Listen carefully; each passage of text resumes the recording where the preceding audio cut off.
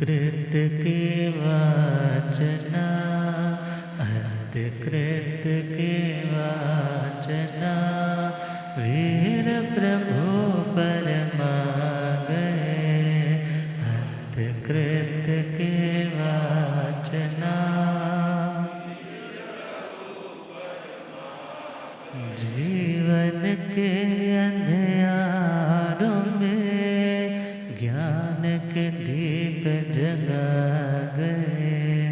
जीवन के अंधियारों में ज्ञान के दीप जगा गए। अंतकृत के वाचना, वीर प्रभु फरमा गए। अंतकृत के वाचना, तप और सच्चे त्याग के मूरत थे वैराग के। तप और सच्चे त्याग के मूरत थे वैराग। भोगी से योगी हुए, शरण मिली वितराग के। भोगी से योगी हुए, शरण मिली वितराग। तप और संयम साधना, तप और संयम से वो कर्म खपा गए। अंतकृत के वाचना, वीर प्रभु फरमा गए। अंतकृत के वाचना, आर्य सुधर्मा जो सुना, जम्बू को समझा गए। आर्य सुधर्मा जो सुना, जम्बू को समझ। अंतकृत के वाचना, वीर प्रभु फरमा गए। अंतकृत के वाचना, अनंत अनंत शांति के निकेतन शासनपति श्रमण भगवान महावीर स्वामी के पावन चरणा अरविंदों में हार्दिक भावना वंदन नमन। मेरे अंधेरे जीवन को रोशनी प्रदान करने वाले परम उपकारी आगम ज्ञान के भंडार, आगम ज्ञाता, आगम पुरुष, जिन शासन रतन हिमाचल के श्री उपाध्याय भगवंत श्रद्धे गुरुदेव श्री जितेंद्र मुनि जी महाराज साहब के पावन चरण कमलों में हार्दिक भावना वंदन नमन। पाठ पर विराजमान तपस्वी रतन श्री प्रभु मुनि जी महाराज साहब के चरणों में वंदन। धर्म सभा में उपस्थित धर्मानुरागियों, सुशीलवती माताओं और बहनों, आसीन पुण्योदय से भाग्योदय से आप सबको संतों का समागम और वीतरागवाणी श्रवण करने का सुअवसर प्राप्त हो रहा। आज पर्युषण पर्व का मंगलमय दूसरा दिवस सबके लिए शुभ हो, कल्याणकारी हो, धर्म की भावनाओं से ओतप्रोत हो। इन्हीं मंगलमय भावों के साथ पहुँच चले हम चंपा नगरी के उस स्थान पर जहाँ पर आर्य श्री सुधर्मा स्वामी जी के श्री चरणों में बैठे हैं आर्य श्री जम्बू स्वामी जी महाराज। और उन्होंने विनय की है कि हे भगवान, यदि भगवान महावीर स्वामी धर्म तीर्थ की आदि करने वाले, उन्होंने 7 अंग कृपा किए, तो 8वें अंग श्री अंतकृत दशांगी सूत्र का क्या भाव है, उसमें कितने वर्ग है, उसमें कितने अध्याय है। तो उन 8 वर्गों में पहले वर्ग का पहला अध्याय स्टार्ट हो चुका है। तो वह घटना जब गौतम कुमार जी, जब सूचना मिली कि लोग भीड़ बना करके, झुंड बना करके द्वारिका नगरी में ईशान कोण दिशा भाग में रैवतक पर्वत पर विराजमान भगवान अरिष्ट नेमि जी के श्री चरणों में जा रहे हैं। जैसे उदक्षिप्त ज्ञाता धर्म कथांज सूत्र के प्रथम अध्याय मेघ कुमार में वर्णन आता है, बिल्कुल वैसे ही जो सुखों से समृद्ध अपनी दुनिया में डूबे हुए थे, लोगों को एक दिशा में बढ़ते हुए जाते देखा, तो कंचुके से द्वारपाल से पूछा कि ये लोग कहाँ जा रहे हैं, क्या कोई इंद्र महोत्सव है, या कोई नाग महोत्सव है, या कोई पर्वत महोत्सव है, कोई फेस्टिवल है जो ये लोग इतनी तीव्रता से बढ़ते चले जा रहे हैं। तो उन्होंने कहा ऐसा कोई महोत्सव नहीं, बल्कि यादव कुल के तिलक और तिन्नाणं तारयाणं त्रिलोकीनाथ वीतराग परमात्मा तीर्थंकर परमात्मा भगवान अरिष्ट नेमि जी समवसृत हुए हैं उस पर्वत पे। तो लोग उन्हीं के मंगलमय वचन सुनने के लिए, उन्हें वंदन करने के लिए उनके श्री चरणों में जा रहे हैं। तो उनकी भावना भी बनी, तो उन्होंने भी 4 घंटियों से सुसज्जित उस रथ का आह्वान किया। मीन्स ड्राइवर को बोला रथ तैयार करो, और वो बड़े भावों के साथ तैयार हुए, स्नान आदि से निवृत्त हुए, थोड़े से आभूषण जो बेशकीमती है वो पहने, और बहुत से लोगों से इकट्ठे होकर के प्रभु के श्री चरणों की ओर बढ़ चले। जैसे ही देखा पर्वत आ रहा है और अपने रथ से उतरे, 5 जो अभिगम है उनका विवेक करते हुए भगवान के सम्मुख जाकर के बैठ गए। भगवान की धर्म देशना, वैराग्य को बढ़ाने वाली, मोह की नींद को दूर करने वाली, जब कानों के माध्यम से आत्मा के एक एक प्रदेश को झकझोरने लगी कि हे आत्मा, जो अपना है वो सदा अपने पास रहेगा, और जो अपना नहीं है वो कभी ना कभी किसी ना किसी मोड़ पे छोड़ना ही पड़ेगा। और ये संसार दुख से भरा है, जहाँ जन्मने का दुख है, मरने का दुख है, रोगों का दुख है और वृद्धावस्था का दुख है। मगर शरीरों से मुक्ति चाहिए तो कर्मों से मुक्ति अनिवार्य है, और कर्मों से मुक्त होने के लिए राग और द्वेष से मुक्त होना आवश्यक है, और राग और द्वेष से मुक्त होने के लिए वीतरागियों की संगति और वीतराग की शरण ग्रहण करना आवश्यक है। मानो सोया हुआ वैराग्य आज पल्लवित हो गया, पुष्पित हो गया। सब लोग लौट रहे हैं, उन्होंने भी भगवान के चरणों में वंदन नमस्कार किया और कहने लगे, हे भगवान, जैसा आपने कहा बिल्कुल सत्य है, 100% सत्य है। मैं इस पर श्रद्धा करता हूँ, विश्वास करता हूँ, रुचि करता हूँ, और मैं आपके श्री चरणों में साधु दीक्षा अंगीकार करना चाहता हूँ। मगर जिन्होंने मेरा पालन पोषण किया, मुझे इतना बड़ा किया, मुझे ये दुनिया दिखाई, मैं उन माता पिता की आज्ञा लेकर के आपके पास साधु बनूंगा। भगवान ने कहा, आह सुअ देवानुप्रिय माँ परिबंधन करे है। जैसे हे देवानु प्रिय, देवताओं को भी प्रिय, आपको जैसा सुख हो करो, मगर धर्म के कार्य में विलंब करना नहीं चाहिए। वो लौटे हैं, मगर जब गौतम कुमार गए थे तो कुछ और थे, और जब लौटे हैं तो कायाकल्प ही हो गई ना, भाव ही बिल्कुल बदल गए। भोग से योग के भाव बन गए। घर लौटे हैं, माँ इंतजार में खड़ी है, देखा बेटा आ गए। कहने लगे बेटा कहाँ चले गए थे? मैं तो भगवान के दर्शन करने गया था। मैं तो 100 बार कहती थी तो संतों के दर्शन को जाया कर।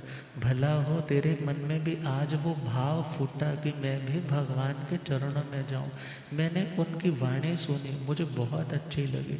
अरे वो तो है ही अच्छे, वो तो है ही अच्छे। माँ मुझे वो सच में ही बहुत अच्छे लगे, इतने अच्छे लगे कि मैं संसार में अब रहना नहीं चाहता। जैसे सुना संसार में नहीं रहना चाहता मीन्स मैं प्रव्रजित मुंडित दीक्षित होना चाहता हूँ, साधु बनना चाहता हूँ। एकदम इतना गहरा सदमा लगा कि मानो ठंडी तरलियाँ आने लग पड़ी। बीपी लो हो गया, धरती पे धड़ाम से गिर गई। हाथों के कंगन भी मानो धरती पर गिरने से चकनाचूर हो गए। जैसे फूल की माला को इन हाथों से मसलने पे वो फूल कैसे कुम्हला जाते हैं, ऐसे ही उस धारिणी महारानी की देह की दशा हुई। और वो मानो किसी लता को कुल्हाड़ी से काटा जाए और जैसे वो बेल धरती पे धड़ाम से गिरती है, ऐसे वो माता मूर्छित होकर के धरती पे गिरी। सेवकों ने, सेविकाओं ने झारी ठंडे जल का उनके ऊपर झारी से छिंटे किए, पंखा डुलाया, एकदम चेतना लौटी, मगर बाल बिखरे हैं, आंखों से आंसू गिर रहे हैं, मुंह से लारे टपक रहे हैं, विक्षिप्त सी हो गई। अरे मैं क्या सुन रही हूँ? अरे गौतम तू ही तो मेरी आंखों का सितारा है, तू ही तो मेरे अंतिम दिनों में मेरे को आश्रय देने वाला है। मैंने कितने नाजों से तुम्हें पाला है, बड़ा किया है। अरे गौतम ऐसे छोड़ कर के मुझे मत जाना। वो सुन रहा है, माँ कह रही है बेटा तू मेरे लिए सब कुछ है, तू मेरे लिए ज़िंदगी है, तू मेरे प्राण है। तू चला गया तो मैं तो जीते जी मर जाऊंगी। मगर वो बेटा जानता है कि किसी के जाने से कोई मरता नहीं, और वो नहीं चाहता कि आने वाले भवों में ऐसे अनेकों माताओं को वेदना दे भोगनी पड़े। वो कह रहा है हे माता आप क्या चाहते हो कि मैं कर्मों से मुक्त होकर के सिद्ध ना बनूं? वो कहते हैं वो बात तो ठीक है, मगर हम तुम्हारा विछोह, तुम्हारा वियोग देख नहीं पाएंगे। जिसे हमने आँखों के सामने बड़े होते हुए देखा है, उसे अपने घर से विदाई कैसे दे सकेंगे? वो कहने लगा हे माता जी फिर आप क्या चाहते हो? बस मेरी तो यही तमन्ना है, जब तक हम जीवित हैं तुम दीक्षा की कभी बात हमारे सामने मत करना। इट मीन्स जब हम समाप्त हो जाएं, पूर्ण हो जाएं, स्वर्गवासी हो जाएं, हमारे मरने के बाद दीक्षा ले लेना। कहने लगा माँ कौन जानता है कि कौन पहले मरेगा? छोटे छोटे बच्चे भी माता पिता की आंखों के सामने खेलते खेलते दुनिया से रुखसत कर जाते हैं, और तुम कह रहे हो कि तुम्हारे मरने के बाद मैं दीक्षा लूँ। तो क्या कोई ऐसा सुपूत होता है, सुपुत्र होता है जो अपने माता पिता की मृत्यु की कामना करता है? मैं तो चाहता हूँ मेरी उम्र भी आपको लग जाए, मगर इस आयुष्य का जो संबंध है वो जैसा भोगा है वैसा भोगना पड़ेगा। मगर किसी के घटाने से बढ़ाने से ये आयु घटने बढ़ने वाली नहीं। इसलिए मैं नहीं चाहता कि आप मेरी इस साधना के पथ पे किसी भी प्रकार का विघ्न बनो, बल्कि आप यदि जीवित रहते हुए मुझे आशीर्वाद दोगे तो लोग भी कहेंगे ये वीर माता पिता है, इन्होंने अपने बच्चे को जिन शासन की झोली में डाल करके कितनी बड़ी कुर्बानी की, और मरने के बाद मैं बन भी जाऊँ तो कौन आपके बारे में प्रशस्तियाँ गाएगा? फिर माँ दूसरे एंगल से समझाने लगे, कहने लगे अरे बेटा तुम बातें तो बड़ी बड़ी कर रहे हो, मगर देखो तुम्हारी 8 पत्नियाँ हैं। कितनी पत्नियाँ? कितनी सुंदर है, एक से बढ़कर एक है, जिनकी काया, जिनका स्वभाव, जिनकी बोल चाल की प्रवृत्ति सब कुछ एक्यूरेट है, और तुम उन्हें इस अवस्था में छोड़ जाओगे, उनका क्या हाल होगा? अरे विचार करो, अभी तुम स्वयं जवान हो, तुम्हारी इंद्रियां पूरी तरह से समर्थ है भोगों को भोगने के लिए, इसलिए अभी तुम इन भोगों को भोगो, ये भी पुण्य से मिलने वाले भोग है। और जब तुम शिथिल हो जाओगे और वंश की परंपरा को कोई चिराग दे जाओगे, उसके बाद साधु बन जाना, हम तुम्हें रोकेंगे नहीं। मगर वह कह रहा है कि हे माता पिताजी, ये दुनिया के जो भोग हैं वह अशुचि, अशुद्धि, गंदगी से भरपूर है। दुनिया का संयोग तो मात्र शुक्र और शोणित का संयोग है, ये तो धातुओं का मिलन है, आत्मा का मिलन तो यहाँ पर है ही नहीं।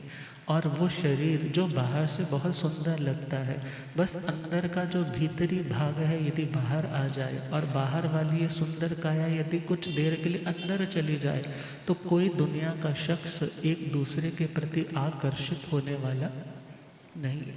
और मैं सत्य जान चुका हूँ कि ये गंदगी से बना हुआ देह अंतिम परिणाम भी इसका गंदगी है। और शरीर के अंदर कितना वात है, पित्त है, कितना म्यूकस, कितना कफ है, कितना रक्त है, अर्थात गंदगी ही गंदगी हर द्वार से बहती है। इसलिए आप मुझे इस बात का प्रलोभन तो मत दीजिए कि दुनिया के भोग बहुत सुंदर है। कहने लगे, अच्छा बेटा, तुमने भोग की बात की है तो चलो कोई बात नहीं, इन्हें भी एक साइड पे रख दो। मगर हमारे दादा परदादा बुजुर्गों का कमाया हुआ इतना धन है कि तुम 7 पुश्तों तक, 7 पीढ़ियों तक भी यदि बैठ कर के खाते रहो, दोनों हाथों से लुटाते रहो, तो भी ये धन समाप्त होने वाला नहीं है। इसलिए घर में रहते हुए तुम जो साधना करना चाहते हो सो कर लो। कहने लगे, माता पिताजी, दुनिया के धन को चोर का खतरा है। किसका खतरा? दुनिया के धन को अग्नि का खतरा है। आग लग जाए तो करोड़ों अरबों की प्रॉपर्टी भी एक बार में साफ हो जाती। और इस धन को शत्रुओं से खतरा है, अपने भाइयों से खतरा है, पता नहीं कब बगावत कर जाए। इसलिए ये दुनिया का धन वास्तविक सच्चा साथी। और सपोज मेरे प्राण रहते तक ये धन सपोज मेरे पास बना भी रहे, मगर जब मृत्यु आएगी तो एक भी रुपया मेरे साथ जाने वाला नहीं। इसलिए मुझे तो वो कमाना है जो मेरे साथ चल सके, जो मेरे काम आ सके, जो मेरी उन्नति में, मेरी आध्यात्मिक प्रगति में मेरे लिए सहयोगी बन सके। जब इतनी बातें सुनी तो कहने लगे, रे बेटा, संयम बहुत मुश्किल है। संयम पालना, बातें करनी बहुत आसान है, मगर साधु बनना बहुत मुश्किल है। अरे ये तो तलवार की धार के ऊपर चलने के समान है, सूखी फीकी रेत को खाने के समान नीरस है। और तो और भुजाओं के बल से समुद्र को पार करने के समान है। भिक्षावृत्ति, घर घर जाकर के भोजन के लिए याचना करना, ये बहुत मुश्किल काम है। लोच करना बड़ा मुश्किल काम है। आजीवन ब्रह्मचर्य पालना बहुत कठिन काम है। इसलिए हे बेटा, ये बातें आसान है, मगर ये दीक्षा निभानी बहुत मुश्किल। जब इतनी बातें सुनी, कहने लगा, हाँ माता पिताजी, मुश्किल तो है, मगर कायरों के लिए। किन के लिए? और आप इतने संस्कारवान हैं, आप इतने दृढ़ हैं अपने धर्म निभाने में, तो जब मैं आपका वंशज हूँ, जब आपकी औलाद हूँ, तो मैं कायर नहीं हूँ। और संयम जो पालना चाहता है उसमें दृढ़ता और निर्भीकता और श्रद्धा, ये 3 गुण होने अनिवार्य। और मेरे में सब कुछ है, इसलिए आप मुझे दीक्षा की इजाज़त दे दीजिए। कहने लगे, बेटा, अभी तुम कह रहे हो कल को घर की याद आएगी, भोगे हुए सुख तुम्हें याद आएंगे, तो आंखें भर आएंगी कि यदि मैं उस टाइम आवेश में डिसीज़न ना लेता तो अच्छा था। मगर वो कह रहे हैं, हे माता पिताजी, कषायों के उदय से आवेश आते हैं, मगर इस टाइम में बिल्कुल शांत अवस्था में आपसे बात कर रहा हूँ। मैं किसी आवेश में ये स्टेप उठाने नहीं जा रहा। तो फिर जब देखा कि बच्चा मान नहीं रहा, तो पिता ने सोचा शायद इसको यदि अथॉरिटीज़ दे दी जाए, यदि इसको राजा का मुकुट पहना दिया जाए, यदि इसके राज तिलक कर दिया जाए, तो शायद इसकी भाषा कुछ बदल जाए, जिम्मेदारी का एहसास करे। तो उन्होंने कहा, बेटा, हम तुम्हें एक दिन के लिए राजा बना हुआ देखना चाहते। वो मौन हो गए। तो उन्होंने अपने उस बालक का, जो 8 राजकन्याओं से शादीशुदा भी है, मगर वैराग्य ऐसा है, उस वैराग्य को धोने के लिए मानो उसके सिर के ऊपर आप 108 सोने के कलशों से अभिषेक करते हैं, 108 चांदी के और मौक्तिक इत्यादि मणियों से जड़ित उन घड़ों से उसका अभिषेक करते हैं। राज्य अभिषेक हो गया, राज मुकुट पहना दिया, हजारों लोग खड़े हैं, जय जयकार कर रहे, जय जय नंदा, जय जय भद्दा, अजयं जेणाहि जेणं च पालहि। हे नंद आपकी जय हो, विजय हो, आप हमारे राजा हैं और हम आपकी प्रजा है। माता पिता कहने लगे हमारी नई सरकार को हम क्या उपहार में दे, मांगिए हे राजकुमार आप क्या चाहते हैं। कहने लगे मेरे लिए नाई मंगवा दो, मेरे लिए कुत्रिकापण जहाँ से तीनों लोगों का सामान मिल सके, वहाँ से रजोहरण मंगवा दो और पात्रे मंगवा। जब देखा कि बच्चे का वैराग्य बहुत सुदृढ़ है, अब तो इसको घर में रोकना भी क्या होगा, पाप होगा, तो उन्होंने कहा कि कोई बात नहीं बेटा, तरने का मार्ग तो यही है, यदि हमारा भी कल्याण होगा तो इसी मार्ग से होगा। तुम वास्तव में जागृत हो चुके हो। और अपने कौटुंबिक पुरुषों को बुलाया और उनको 3 लाख स्वर्ण मुद्राएं दी कि 1 लाख नाई को दे दो, 2 लाख में स्वर्ण मुद्राओं में एक रजोहरण और पात्रे वो लेकर के आओ, और पूरे शहर में घोषणा करवा दो कि राजकुमार क्या लेने जा रहे हैं, दीक्षा लेने जा रहे हैं। अब पूरी घोषणा हो जाती है और सारा वो सहस्र वाहिनी शिविका लेकर के आते हैं, जैसे 1000 लोग उठा कर के चलेंगे। जैसे दीक्षा की सेरेमनीज होती है, वो सारी सेरेमनीज हुई और उन सेरेमनीज के बाद वो सुबह का जो वक्त है, जब उन्हें शिविका पे पूरा तैयार स्नान आदि अलग अलग लड़ियों के हार इत्यादि पहना करके पहुंचना है भगवान के श्री चरणों में। और उससे पूर्व जो नाई को बुलाया था तो 4 अंगुल अग्र केश छोड़ करके बाकी केश काट दिए। अब 4 अंगुल अग्र केश का एक मीनिंग तो यह हो सकता है कि 4 अंगुल तो केश उन्होंने छोड़ दिए, बाकी वाले काट दिए, क्योंकि उस टाइम लड़कों को भी बाल बढ़ाने का, जितने भी राजा लोगों को आप टीवी सीरियल्स में भी देखते हो, लगभग उनके बाल, तो वो 4 अंगुल छोड़ करके, क्योंकि उन्होंने बाद में पंचमुष्टि लोच करनी है। और दूसरा मीनिंग है कि बाकी बाल तो जैसे आजकल चलता है, बाकी बाल तो उस नाई से उस तरह से कटवा दिए जाते हैं, मगर 4 अंगुल मात्र इतने रख दिए जाते हैं, क्या सोच करके कि ये शिखा कौन लेंगे, गुरु महाराज लेंगे। तो कुछ भी ऐसी परंपरा रही होगी, तो 4 अग्र अंगुल के भाग के वो केश छोड़े हैं और पहुंच गए हैं रेवतक पर्वत की ओर। और रेवतक पर्वत पर पहुँचे हैं और वहाँ पर लोग गुनगुना रहे हैं, जय जय नंदा, जय जय भद्दा, अजयं जेणाहि जेणं च पाले। हे नंद आपकी जय हो, विजय हो, जिसको आज तक नहीं जीता उन इंद्रियों को आप जीतने वाले बनो, संयम मार्ग पर अप्रमत्तता के साथ बढ़ने वाले बनो। शिविका के ऊपर उस सहस्र वाहिनी, उस शिविका के ऊपर माता भी साथ बैठी है और माता जितनी बार देखती है आंखों से झरझर आंसू, मोतियों की माला टूट जाए ऐसे झरने लग जाते हैं कि अभी जो मेरा है वो पराया हो जाएगा। अभी जो बेटा मेरी आंखों के सामने है, कल को मैं इसको तो हाथ भी नहीं लगा पाऊँ। मगर उसके वैराग्य को नमन भावों के साथ भगवान के श्री चरणों में उस रेवतक पर्वत पर पहुंच जाते और जाकर के प्रभु के चरणों में आगे उस गौतम कुमार को किया है, पीछे खुद है और भगवान से निवेदन कर रहे हैं कि हे भगवान, हमारा यह बेटा संसार के भय से उद्विग्न है, भयभीत है, ये जन्म और मरण से मुक्ति पाना चाहता है। हे भगवान, कोई आपको भोजन बहराता है, कोई आपको पानी की भिक्षा देता है, कोई आपके संतों को वस्त्रों की भिक्षा देता है, कोई आपको स्थान की भिक्षा देता है, मगर आज मैं आपको अपने कलेजे के टुकड़े की भिक्षा दे रही। और जैसे ही भगवान ने देखा इतने उदात्त भाव है और भगवान को सुपुर्द कर दिया और ईशान कोण दिशा भाग की ओर जाकर के उस गौतम कुमार ने पंचमुष्टि लोच किए और भगवान के चरणों में उपकरण इत्यादि से सुसज्जित होकर के पहुंच जाते और भगवान अरिष्ट नेमि जी स्वयं उन्हें दीक्षा का पाठ पढ़ाते हैं और सारी शिक्षाएं देते हैं, किस तरह चलना, किस तरह से उठना। जयं चरे जयं चिट्टे जयं मासे जयं सय जयं भुंजंतो भासंतो पावकम्मा ने बंदे।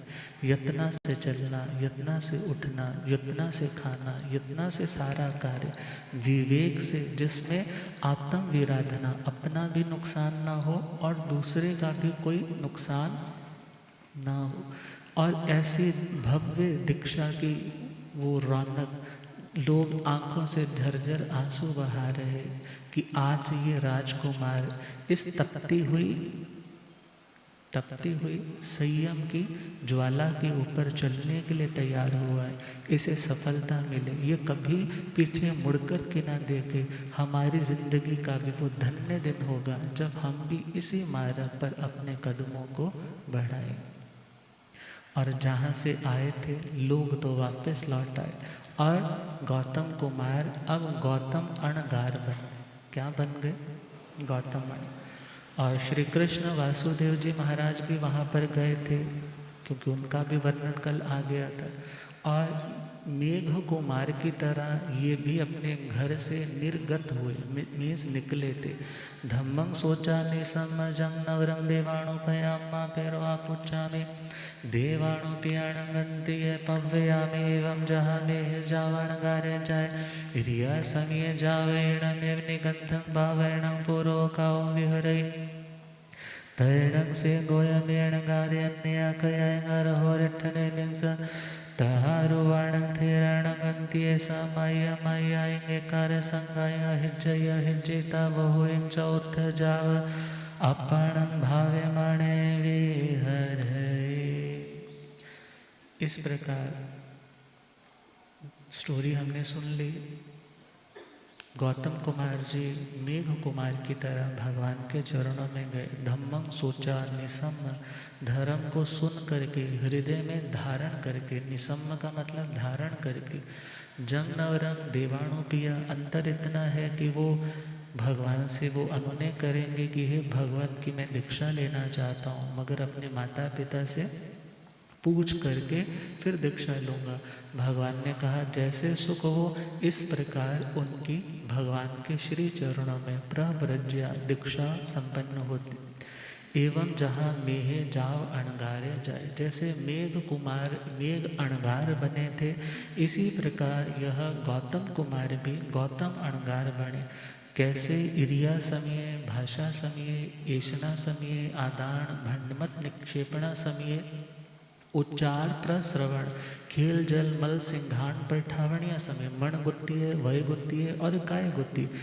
अर्थात चलना है तो विवेक से है, भाषा बोलनी है तो विवेक से, गोचरी इत्यादि की खोज करनी है तो विवेक से, कोई वस्तु उठानी है, देनी है, रखनी है तो विवेक से, कि मेरी इस क्रिया से किसी को कोई तकलीफ ना पहुँचे।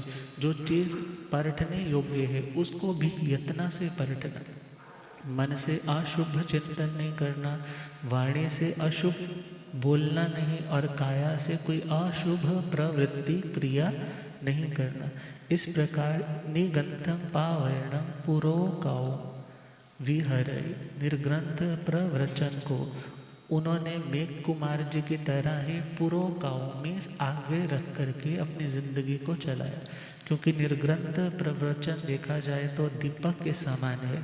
यदि हमें आगे बढ़ना है तो दीपक को तो आगे रखा जाएगा, पीछे थोड़े रखा जाएगा। और यदि हमने आगे बढ़ना है तो गाड़ी का इंजन, गाड़ी का ड्राइवर तो आगे ही बैठेगा। ऐसे ही ड्राइवर सीट पे बोलो, आगे बोलो, तो उन्होंने भगवान की वाणी को, भगवान के प्रवचन को मुख्य स्थान दिया कि मुझे इसके पीछे पीछे चलना है, मनमुख नहीं होना बल्कि गुरुमुख होकर के जिंदगी को आगे बढ़ाना।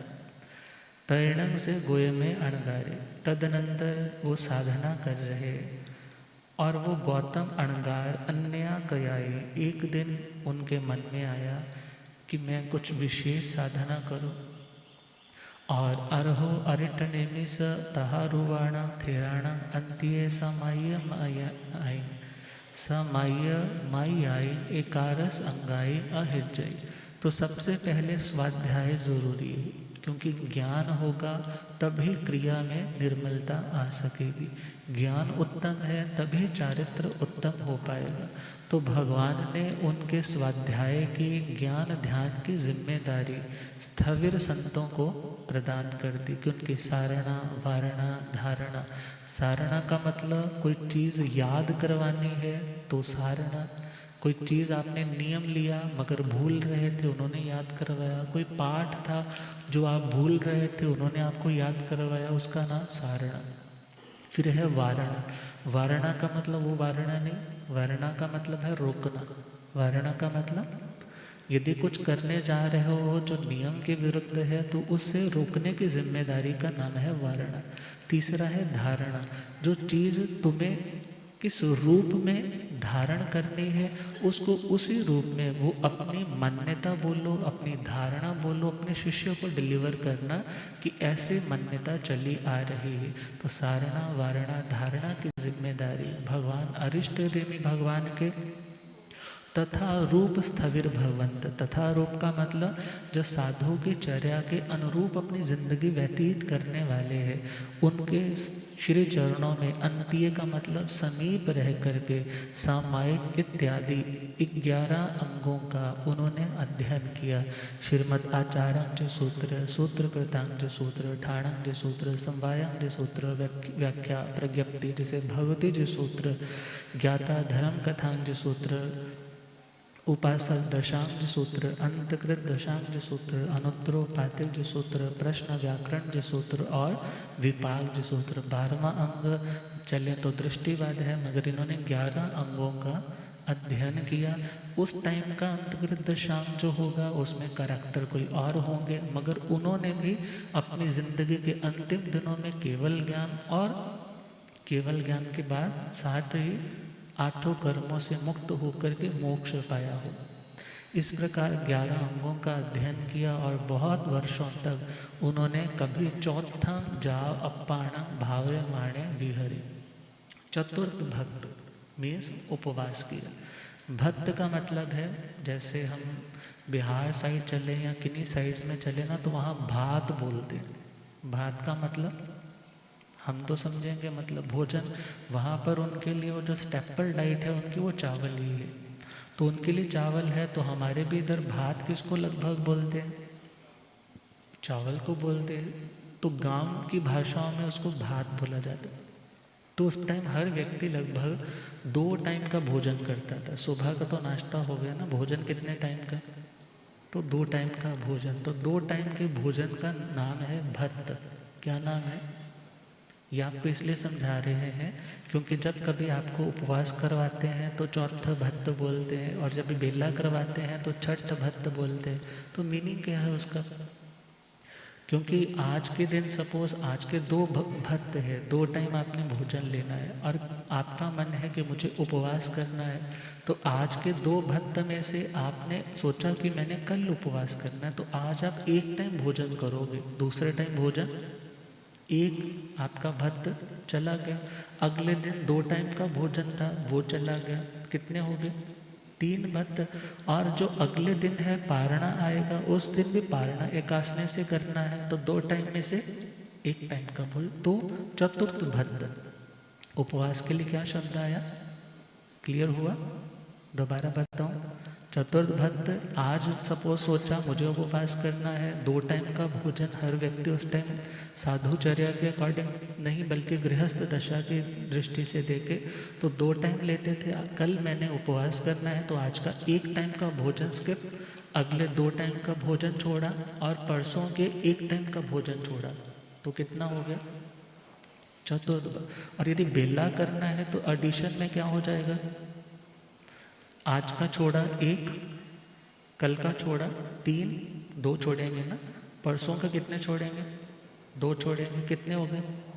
और अगले दिन कितना? 1 छोड़ेंगे, पारणा। ये छठ भक्त आ जाएगा। तो इस प्रकार उन्होंने कभी व्रत किया, कभी बेला किया, कभी तेला, कभी चौला, कभी अर्ध मास खमण और कभी 15 दिन, कभी मास खमण। इस प्रकार अपनी आत्मा को वो भावित करें। भावित का मतलब होता है जैसे एक दुपट्टे को जैसे आप लोग कलर करवाने के लिए जाते हो तो कलर वाला वो क्या करता है, बार बार उस बर्तन में आपके कपड़े को डिप करता है, उसका नाम है भावित करना। तो गौतम कुमार जी ने अपनी आत्मा के ऊपर धर्म का रंग चढ़ाने के लिए बार बार उस तपस्या स्वाध्याय के रंग में अपनी आत्मा के भावों को डिप किया और आगे बढ़ने। तैडंगर हारिठने भी अन्य कयाइन बार वयो नरियो नंदन वर्णाओ जानो पड़े निखमे पड़े निखमेता बहिया जन वय विहार विहर तैडंग से गोया बेणगारी अन्य कयाइन जेण वार हारिठने भी तेणे वागच्चे तारंग रिठने मिंति को तो आयणं प्यायणं करे करिता वंदे नमंसै वंदिता नमंसित एवं वयासे चामेणं भंते तुभ्यं अभ्यनुन्नाय समाणे मास्यं भिक्खो पडिमं संपज्जिताणं विहरित एवं जाखंदो ताहा बारस भिक्खो पडिमौ फासै फासिता गुणरैणं वितवकमं तहेव फासै निरवस्य संगेवं जाखंदो ताहा चिन्तय ताहा पुच्छै ताहा थेरे हिंसद्धिं सिद्धुंजं दुरुहोई मासियाय सल्लेहणाय बारस वारिसियाय वरिसाय पर्याय जाव सिद्धे। तदनंतर अरहा अरिठणे में, अरहा मीन्स जो पूज्य है, वंदनीय है और जो योग्य है उन्हें अरह बोला जाता है। अरिहंत भगवान अरिष्ट नेमी जी, अरिष्ट देखा जाए तो बोला जाता है जिंदगी में जो कुछ भी गलत है उसे क्या बोलते हैं, अनिष्ट को ही अरिष्ट बोलते हैं। और नेमी का मतलब है उसको झुकाने वाला, जो जिंदगी की प्रतिकूलताओं को दूर कर दे, दुखों को दूर कर दे, उसे क्या बोलते हैं, बोलो, अरिष्ट नेमी। तो भगवान अरिष्ट नेमी जी अन्य कया किसी दिन उनके भाव हुआ कि अब द्वारिका नगरी से नंदन वनाओ उज्जान आओ पड़ी निखमई कि उस नंदनवन उद्यान से अब प्रति निष्क्रमण करना चाहिए, विहार करना चाहिए। और उन्होंने वहाँ से पड़ी निखमिता वहाँ से निकले हैं बहिया जन वय विहारम विहरई, जहाँ पर जनपद था, जनपद मतलब जहाँ पर जनता रहती है, ऐसे नगरों में गाँव में विहार यात्रा उनकी प्रारंभ हो। तैणंग से गोया में अणगारे। तदनंतर गौतम अणगार भी भगवान के पीछे पीछे साथ साथ है और उनके हृदय में अन्य कयाई, किसी अन्य कदाचित उनके हृदय में भावना आई और भावना को मूर्त रूप देने के लिए भगवान अरिष्ट नेमी जी जहाँ पर थे तेणे वो उवा गच्छिता वहीं पर जाते हैं। वहाँ जाकर के प्रभु के समीप आकर के अरहं अरिष्ट नेमी भगवान अरिष्ट नेमी जी को तिको तो आयाहिणं प्रयाहिणं करे, 3 बार आ दक्षिणा दाहिनी ओर से स्टार्ट करके जो प्रदक्षिणा जो राउंड फेरी लगाई जाती है, इस प्रकार उन्होंने भगवान को वंदना नमस्कार किया। शब्दों से उच्चारण करना वंदना और शरीर को नमा करके झुकना उसका नाम नमन। वंदना नमस्कार करके भगवान को ऐसे बोले, इच्छामेण भंते, हे भगवान मैं चाहता हूँ, मेरी इच्छा है, मगर मेरी इच्छा तभी सिरे चढ़ेगी, मेरी इच्छा तभी पूर्ण होगी तुब्बे अभ्यनुन्नाय समाणे, यदि आपकी आज्ञा मिल जाए।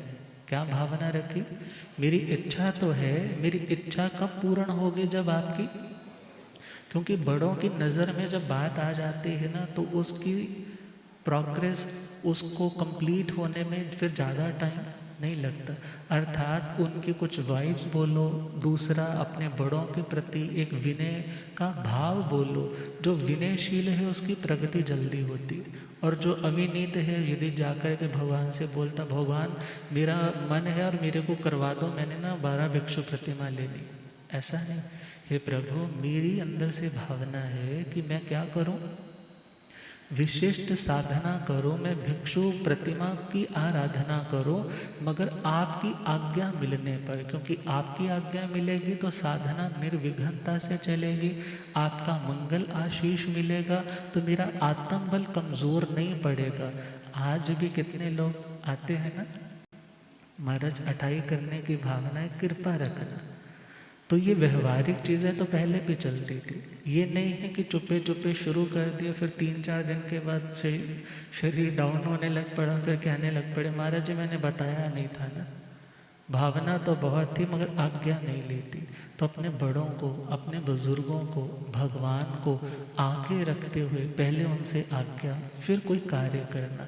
इच्छामेणं भन्ते, हे प्रभु मेरी इच्छा है कि यदि तुभ्यं अभ्यनुन्नाय, आपके द्वारा अभ्यनुज्ञात मीन्स आज्ञा मिल जाए, समाणे मिलने पर, मासियं जो महीनों वाली तपस्या चलती है, भिक्षु परिमं भिक्षु की प्रतिमा, उस मर्यादा को, तपस्या को ओ संपज्जिताणं ग्रहण करके विहरितय मैं विचरण करना चाहता हूँ।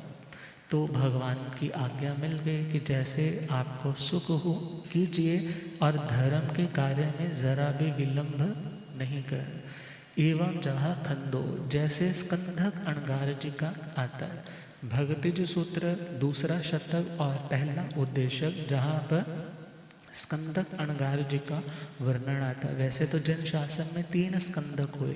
कितने स्कंदक? एक स्कंदक है जिनके 500 शिष्य थे और जिन्हें घानी में पीला गया था। स्वयं तो वो विराधक हुए थे, 500 शिष्य उनके आराधक हुए। और एक स्कंधक आते हैं जिनकी चमड़ी उतार दी गई थी। और एक स्कंधक है जो भक्ति जी सूत्र में आ रहे हैं, स्कंधक परिव्राजक से जो मुनि बने थे। पिंगलक श्रावक ने जो 5 प्रश्न पूछे थे उनको आए नहीं थे। जब आए नहीं थे तो उन प्रश्नों के समाधान के लिए वो भगवान के चरणों में जाते हैं। और जब जा रहे हैं तो भगवान महावीर स्वामी ने गौतम स्वामी जी से कहा, अरे गौतम आज तुम्हारा चिर परिचित आ रहा है। कौन आ रहा है प्रभु? वो स्कंधक आ रहा है। क्या भगवान वो दीक्षा लेगा? हाँ दीक्षा लेगा। तो उनकी अगवानी करने के लिए, वो आगे उनका वेलकम करने के लिए, भले वो परिव्राजक है मगर एक शिष्यता, एक सभ्यता, और वो दीक्षा लेने वाला है, ये सब सोच करके वो उनको आगे लेने के लिए पहुँचे। और कहने लगे आपसे पिंगलक श्रावक ने ऐसे ऐसे प्रश्न पूछे थे। बोले आपको किसने बताया? कहने लगे मेरे धर्माचार्य, धर्मोपदेशक तीर्थंकर भगवान महावीर स्वामी ने। आप उन्हीं प्रश्नों का समाधान लेने आए? बिल्कुल वही लेने आए। जहाँ भगवान थे वहाँ आए, वंदना इत्यादि की। भगवान ने कहा कि हे स्कंदक, आपसे ये 5 प्रश्न पूछे गए कि लोक शांत है या अनंत है, जीव शांत है या अनंत है, सिद्धि शांत है या अनंत है, और सिद्ध शांत है या अनंत है। कौन सा मरना ऐसा है जिससे जन्म मरण बढ़ता है, और कौन सा मरना ऐसा है जिससे जन्म मरण घटता है? क्या यही प्रश्न थे? कहने लगे जी भगवान। तो भगवान ने द्रव्य और व्यवहार की पर्यायों से, नयों की भाषा में सारे उत्तर दिए कि द्रव्य से लोक शाश्वत है, पर्याय से अशाश्वत है, द्रव्य से जीव शाश्वत है, पर्याय से ये आत्मा कब नहीं था, पहले भी था, आज भी है और आगे भी रहेगा।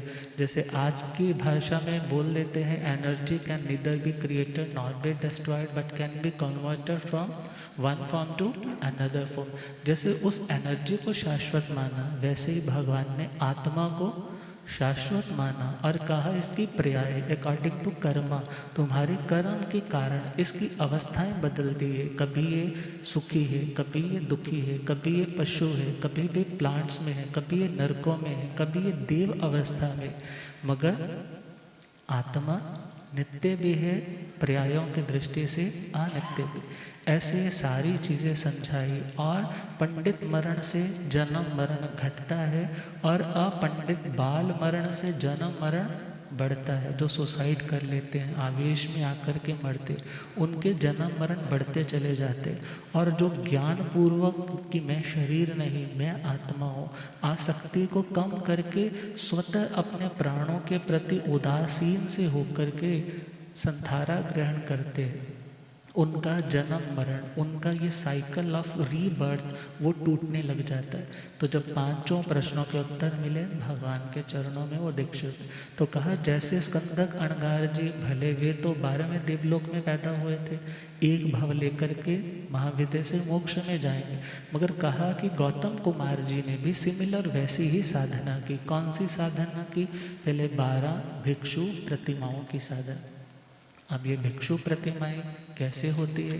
तो पहले जो हम 7 भिक्षु प्रतिमाएं चले, सबसे पहले ये समझे भिक्षु प्रतिमा करेगा कौन, भिक्षु प्रतिमा की आज्ञा कौन देगा।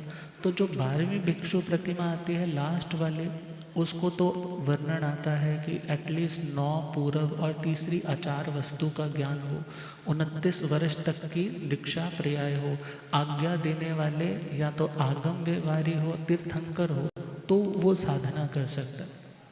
यहाँ पर इनकी दीक्षा तो इतनी नहीं आएगी, और इन्होंने तो 11 अंग पढ़े हैं, मगर इन्हें आज्ञा देने वाले कौन है? तीर्थंकर परमात्मा। तो वो तो जानते हैं कि ये सफल होगा या नहीं होगा, तो उन्होंने आज्ञा दी है। तो इस प्रतिमा में क्या रहता है? मौन रहेगा, कोई विशेष कारण है तो बोलना पड़ेगा, और वो विशेष कारण क्या? भोजन की याचना करनी है तो, कुछ रास्ता पूछना है तो, और किसी स्थान पर रुकना है उसकी आज्ञा लेनी है तो, और किसी ने कुछ पूछा उसके प्रश्न के आंसर में बोलना पड़े तो। और दशाश्व स्कंद की 7वीं दशा में इन प्रतिमाओं का वर्णन उपलब्ध है। और इस साधना में और विशेष क्या रहता है कि यदि लोग जान पहचान वाले हैं तो 1 रात से ज़्यादा उस गांव में नहीं रुकेंगे, यदि अनजाने लोग हैं तो 2 रात से ज़्यादा नहीं रुकते। और यहाँ पर विशेष और समझना है, ये भोजन कौन सा लेंगे, आहार कौन सा लेंगे। जिस घर में एक ही व्यक्ति है और उस एक व्यक्ति ने भोजन कर लिया है, और करने के बाद वो उस बचे हुए भोजन को फेंकने के लिए जा रहा है, एक व्यक्ति है भोजन कर लिया है, और जो उस टाइम के भिक्षु है, पशु है, पक्षी है, वो भी लेकर के जा चुके हैं, और जो बचा है वो फेंकने के लिए जा रहे हैं। एक पैर दहलीज के अंदर है और एक पैर दहलीज के। ऐसी कंडीशन में जब वो आहार, वो भोजन फेंकने जा रहे हैं, उस भोजन को वो ग्रहण करते हैं। कौन? जो इन प्रतिमाओं की आराधना आजकल नहीं होती है, वरी नहीं करनी, और आजकल वैसा स्टैमिना भी नहीं है, वैसे दृढ़ संघनन भी नहीं है। ये तो भगवान अरिष्ट नेमि जी के टाइम की बात है। एटलीस्ट 4था आरा भी हो, 5वें आरे का स्टार्टिंग भी हो, तो फिर कोई साधना बहुत उत्कृष्ट कर सके। मगर इन्होंने वो साधना की जिसमें पहली मासिकी, मतलब प्रथम जो मासिकी है उसमें वो लगातार क्या करेंगे? फर्स्ट वाले में एक धार मतलब दत्ती और भोजन, एक दत्ती भोजन और एक दत्ती पानी ले। एक दत्ती का मतलब क्या है? एक बार में दिया गया, एक बार में। सपोज आपके पास रोटी है तो रोटी का एक टुकड़ा आपने दिया, फिर आपको ध्यान है नहीं एक टुकड़ा और है, तो बोलेंगे नहीं, एक दत्ती। एक पानी का मतलब एक धार में जितना पानी आया, यदि वो धारा एक बार टूटी तो उसी टाइम मना कि और इससे ज़्यादा नहीं ले। तो इस प्रकार उन्होंने ये साधना की, और इस साधना में वो 1 महीने की है, वो रेगुलर की जाएगी। एक दत्ती भोजन, एक दत्ती पानी। और जो दूसरी प्रतिमा आएगी तो 2 महीने में, तो भले उसका द्विमासिकी नाम है, मगर 2 महीनों की नहीं है, वो 1 महीने की, मगर नाम है दूसरे महीने वाली तपस्या। तो उसमें 2 दत्ती भोजन, 2 दत्ती पानी, तीसरे में 3 दत्ती भोजन, 3 दत्ती पानी, चौथे में 4 दत्ती भोजन, 4 दत्ती पानी, ऐसे 5वें में, 6ठे में, 7वें में।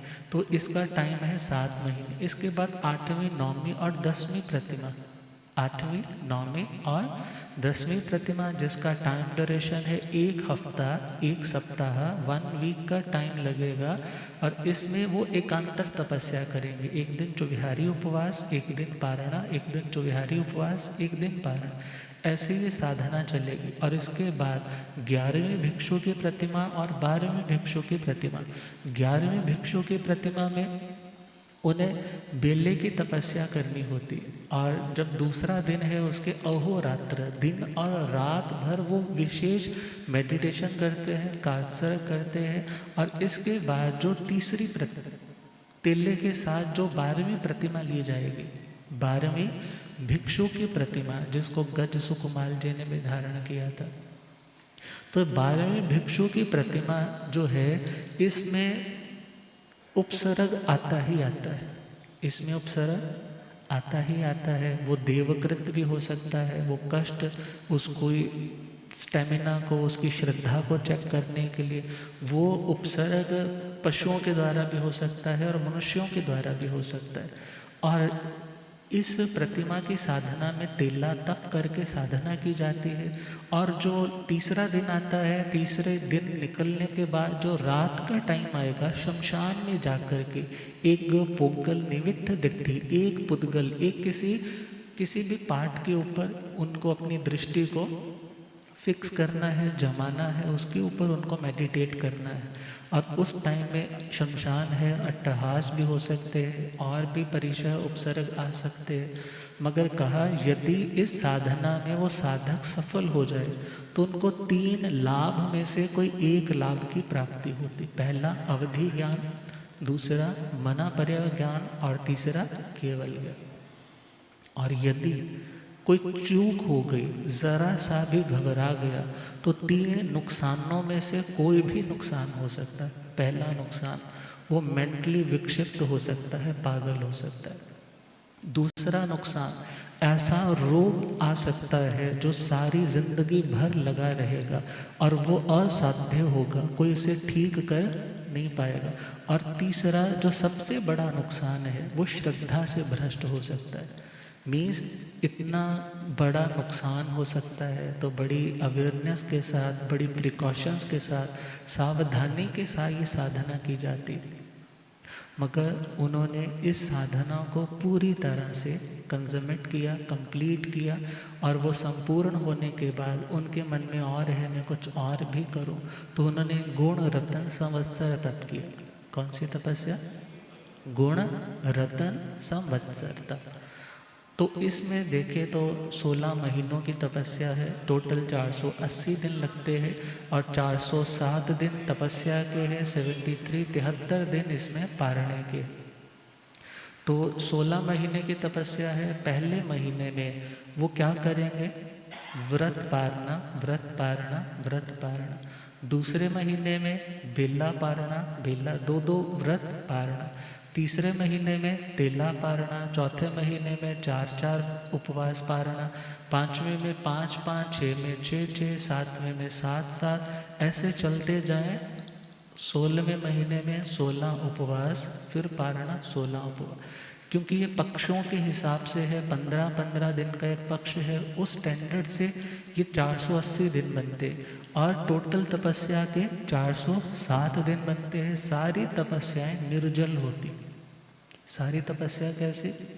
उसमें पानी भी नहीं लिया जाता, भोजन तो लेना ही नहीं है, तो चारों आहारों का त्याग किया जाता है। और इस तपस्या के बावजूद भी वो अलग अलग आसनों का अभ्यास करते हैं। वीर आसन है, कोधू आसन है। सर्दियां है तो रात्रि के टाइम सर्दी की अतापना लेते हैं। जो कुछ कपड़े हैं उनको उतार करके उन शीत लहरों का सामना करते हैं। गर्मी है तो तपती तपती शिलाओं पर लेट करके अतापना लेते हैं कि जो मैं अपनी आत्मा से निश्चय शुद्ध स्वरूप को उपलब्ध कर पाऊँ।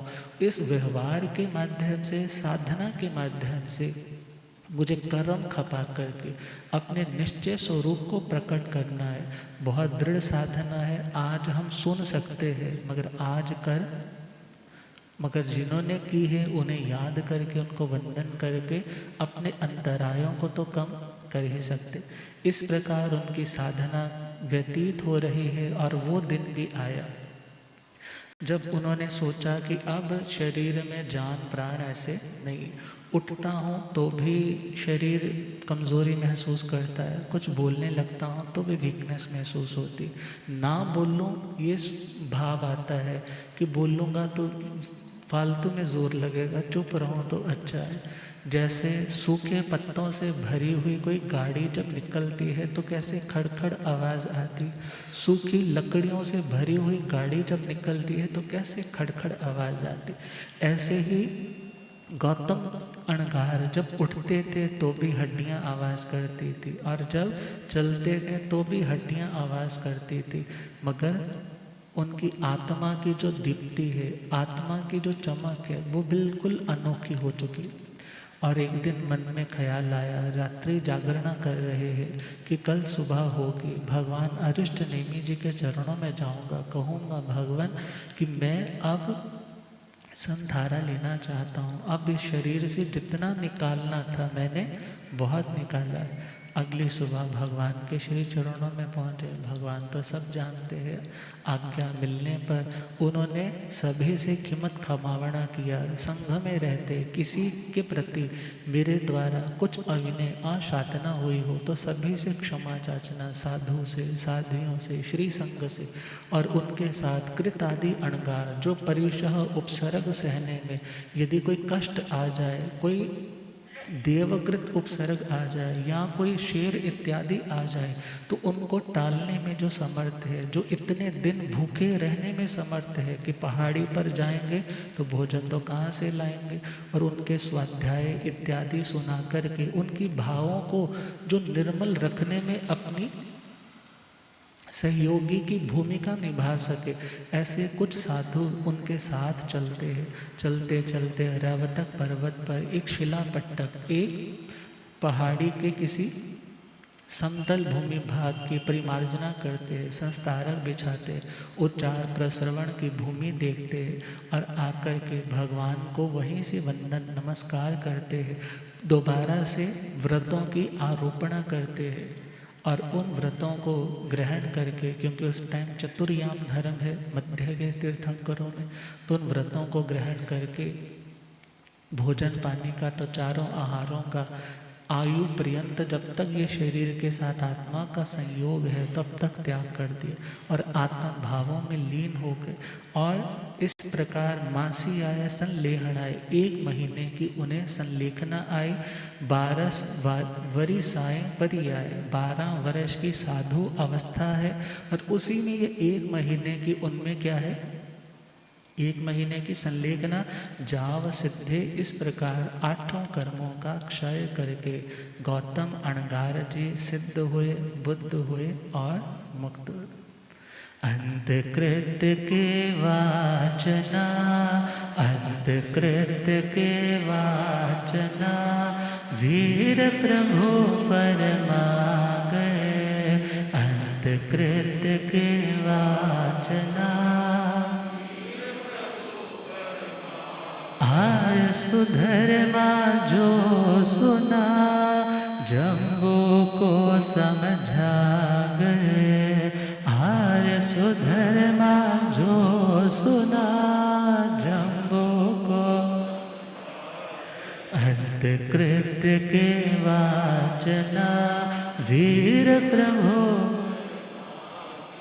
एवं खलु जम्बू सम्रीणं जाव संपत्तिर्णं घट्टमसाङ्गसान्तगडदसाणं पद्मस वग्रस पद्मस झरणस यमट्टे प्रणत्ते पद्मं झरणं समत्यं एवं जहाँ गुयमोता से साविवणहि पिया धारणी माया समुद्रे सागरे गंभीरे थिमिया एले कंपिले खोबे पसेणै विणुए एक गमा पद्मो वगो दस झरणा पड़ता। एवं खलु जम्बू। आर्य श्री सुधर्मा स्वामी जी आयुष्मान जम्बू स्वामी जी से कह रहे, हे आयुष्मान जम्बू, समनेणं जाव संपत्तिर्णं, धर्म तीर्थ की आदि करने वाले भगवान महावीर स्वामी जिन्होंने अब मोक्ष अवस्था को पा लिया है, उनके द्वारा 8वें अंग अंतकृत दशांग के प्रथम वर्ग के पद्मस अझरणस प्रथम अध्याय का अयमट्ठे पणते, ये अर्थ, ये विश्लेषण, ये स्टोरी उन्होंने फरमाई थी। पद्मम अध्ययनम समत्तम, मैंने जैसा सुना था आपको सुना दिया, मैंने इसमें कुछ भी अपनी ओर से कुछ भी जोड़ा तोड़ा नहीं है। और इस प्रकार पहला जो अध्याय है प्रथम वर्ग का वो कंप्लीट हो रहा है। अब जैसे ही ये बात हुई तो उन्होंने कहा कि हे भगवान आगे क्या हुआ, आपने तो बोला था कि इस प्रथम वर्ग के ही कितने चैप्टर्स हैं, 10 है। ये नहीं है कि थक के बस होगी, बस बहुत है जी, बस एक सुन लिया बहुत हो गया। कहने लगे नहीं नहीं, मेरे को तो और कृपा करो, बहुत क्यूरियस हूँ, बहुत क्रियोसिटी है जानने की कि भगवान ने और क्या फरमाया था। एवं जहाँ गोयमो तहाँ शेषा भी वणी पिया। तो फरमाने लगे कि बिल्कुल सेम हूबहू ऐसे ही चलेंगे, जहाँ जैसे गौतम कुमार जी का, तहा शेषा भी उनका भी ऐसे ही चलेगा। शेष डिफरेंस क्या है, डिफरेंस मात्र उनकी, डिफरेंस किस में आएगा, डिफरेंस उनकी जागृति में हो सकता है, जागृति के कोई निमित्त में हो सकता है, मगर माता पिता भी कौन है, वृष्णि पिता है, धारणी माता है, और समुद्र सागर गंभीर स्तिमित अचल कंपिल अक्षोभ इत्यादि, अक्षोभ प्रसेनजित विष्णु एक गमा, इस प्रकार ये सारे के सारे एक गमा मतलब एक जैसे जानने। एक जैसे जानने का मतलब भगवान अरिष्ट नेमि जी के चरणों में दीक्षा है, वही बचपन में 8 साल की उम्र में कलाचार्यों के पास भेजा, जब सीख कर के आए तो युवा कन्याओं के साथ इनकी भी शादी होती है, शादी हुई है, भगवान के वचन सुने हैं, और वचन सुनने के बाद वैराग्य हुआ है, वैराग्य हुआ माता पिता से आज्ञा ली, और सारे का सारा वही चलेगा। हमने एक को अच्छे से समझ लिया ना डिटेलिंग में, तो बाकियों में हम ब्रीफ से समझेंगे। आज्ञा मिलने पे भगवान के चरणों में दीक्षा ली और 11 अंगों का इन्होंने अध्ययन किया, और इन्होंने भी गुण रत्न संवत्सरता 12 भिक्षु की प्रतिमाएं उनकी आराधना की। अंतिम दिवस में इन्होंने भी रैवतक पर्वत पर जाकर के, क्योंकि आया था कि स्थविर भगवंतों के साथ शत्रुंजय पर्वत के ऊपर, यहाँ शत्रुंजय आता है, शत्रुंजय पर्वत के ऊपर जाकर के, रैवतक पर्वत पे तो उनका क्या हुआ था, रैवतक पर्वत पे तो भगवान का पहले पदार्पण हुआ था, मगर फरमाया था पिछले वाले में, उसको रेक्टिफाई करना है, शत्रुंजय दूर हुई, शत्रुंजय पर्वत के ऊपर उन्होंने आरोहण किया था, और ये भी शत्रुंजय पर्वत पर जाकर के 1 महीने की इन्होंने भी संलिग्ना ग्रहण की, और अंतिम घड़ियों में सर्व कर्मों को क्षय करके ये भी सिद्ध हुए, बुद्ध हुए और मुक्त हुए। इस प्रकार हमारे पहले वाला वर्ग जिसके 10 चैप्टर्स हैं वो कंप्लीट हुआ। जैणं भंते समनणं जाव संपत्तेणं पड़मस वग्ग स्वयमत्य पणते दोच्च शरणं भंते वग्ग स अंतगणदसाणं समनेणं जाव संपत्तेणं कय्यज्झैणा पणत एवं खलु जम्बो समनेणं जाव संपत्तेणं गट्ठ झैणा पणता तंजा खोबे सागरे खलु समुद्र हिमवंत अयलणा में धरणे पूर्णे वी अभिचंदे चेवाट्टमय तेणं कालेणं तेणं समेणं भारवये नैर्ये वणि पिया धारणी माया जहाँ पड़मो वगोता सव्य अठ झैणा गुण ऋण तवो कम 16 वासाय परियो से तुंजे मासिया सलेहणाय जाव सिद्ध एवं खलु जम्बु सम्मेणं जाव संपत्तेण घट्टम संग सदोच सवगस अयमट्ठे पणते। आर्य श्री जम्बू स्वामी जी कह रहे हैं, जैनंग भंते, हे भगवान, यदि श्रमण भगवान महावीर स्वामी धर्म तीर्थ की स्टार्टिंग करने वाले, धर्म के प्रवर्तक, सच्चे धर्म के संस्थापक, तिन्नाणं तार्याणं बुद्धाणं बोह्याणं मुत्ताणं मोयगाणं और जाव संपत्ताणं नमो जीर्णाणं जी है, ऐसे भगवान महावीर स्वामी ने अरिहंत अवस्था में जो प्रथम वर्ग के ये अर्थ अयमठ्य पणते, ये अर्थ फरमाया, वो मेरे को समझ में आया। दोच्च शरणं भंते, हे भगवान आपने तो बताया कि 8 वर्ग सुनाए थे, तो दूसरे वर्ग के हे भगवान अंतगढ़ दशा सूत्र के श्रमण भगवान महावीर स्वामी धर्म तीर्थ की आदि करने वाले जाव सिद्ध गति को संप्राप्त हो। उन्होंने कितने अध्याय, कितने सब चैप्टर्स बताए हैं। उनकी इस बात को सुन करके आर्य श्री सुधर्मा स्वामी जी फरमाने लगे, एवं खलु जम्बू, इस प्रकार है आयुष्मान जम्बू श्रमण भगवान महावीर स्वामी धर्म तीर्थ की आदि करने वाले और सिद्ध गति को संप्राप्त। उन्होंने इस दूसरे वर्ग के 8 अध्ययना पणता 8 अध्ययन फरमाए है तंजहा, जैसे कि अक्षोभे, अक्षोभ सागर, खलु मतलब निश्चय अर्थ में है, समुद्र समुद्र, हिमवंत हिमवान, अयल नामे मीन्स अचल नाम, य का मतलब है और, धरणेया और धरण जी, पूर्ण जी, वी मतलब अपि ऑल्सो, य का मतलब फिर और, अभिचंदे अभिचंद्र, चेव का मतलब और, अट्ठमय ये 8वें अभिचंद्र जी थे। अर्थात ये 8 अक्षोभ सागर समुद्र हिमवान अचल धरण पूर्ण और अभिचंद्र। वाकाल वो समय जिस टाइम द्वारिका नाम की नगरी थी और उस समय वृष्णि पिता धारिणी माता, बहुत से स्थानों पे गौतमादि कुंवर सगा 18 भ्रात, इस रेफरेंस को देख करके ये सिद्ध किया जाता है कि ये 18 क्या थे, सगे भाई थे। और वहाँ लॉजिक दिया है कि जैसे किसी का नाम पहले तो अंधक वृष्णि था, यहाँ पर क्या है जस्ट वृष्णि पिता है। तो जैसे किसी का नाम सपोज श्याम सुंदर हो तो कभी उसको श्याम कह देते हैं, कभी उसको सुंदर कह देते हैं। तो इस सेंस में भी किसी ने एक्सेप्ट किया है। मगर जब हम यहाँ पर बच्चों के नाम सेम देखते हैं, जैसे अक्षोभ सागर समुद्र, कुछ नाम बिल्कुल मैच वाले हैं, तो एक माता पिता अपने बच्चों के नाम सेम, तो ये एक अन्वेषणीय बात है कि ये सारे सके भाई थे या नहीं थे। मगर हाँ, ये सारे अंतकृत थे, हमें उलझना नहीं है। हमें तो नमो सिद्धानंद के भावों से उन सिद्ध आत्माओं को नमन करना है। तो वह काल, वह समय जब वृष्णि पिता और धारणी माता, वैसे ही सपनों का दर्शन, बच्चों की डिलीवरी, बच्चों के नाम और कलाचारों के पास भेजना, और उन सभी बच्चों की शादियों का भी वर्णन आ जाता है। और शादियों के बाद भगवान का वहाँ पदार्पण है। पदार्पण के बाद भगवान के चरणों में दीक्षा की भावना, घर से आज्ञा मिलने पर उन्होंने भगवान के श्री चरणों में दीक्षा अंगीकार की। और गौतम आदि 10 कुमारों के समान ही इन्होंने भी गुण रतन संवत्सर तप किया और 16 वर्षों की इनकी दीक्षा की पर्याय।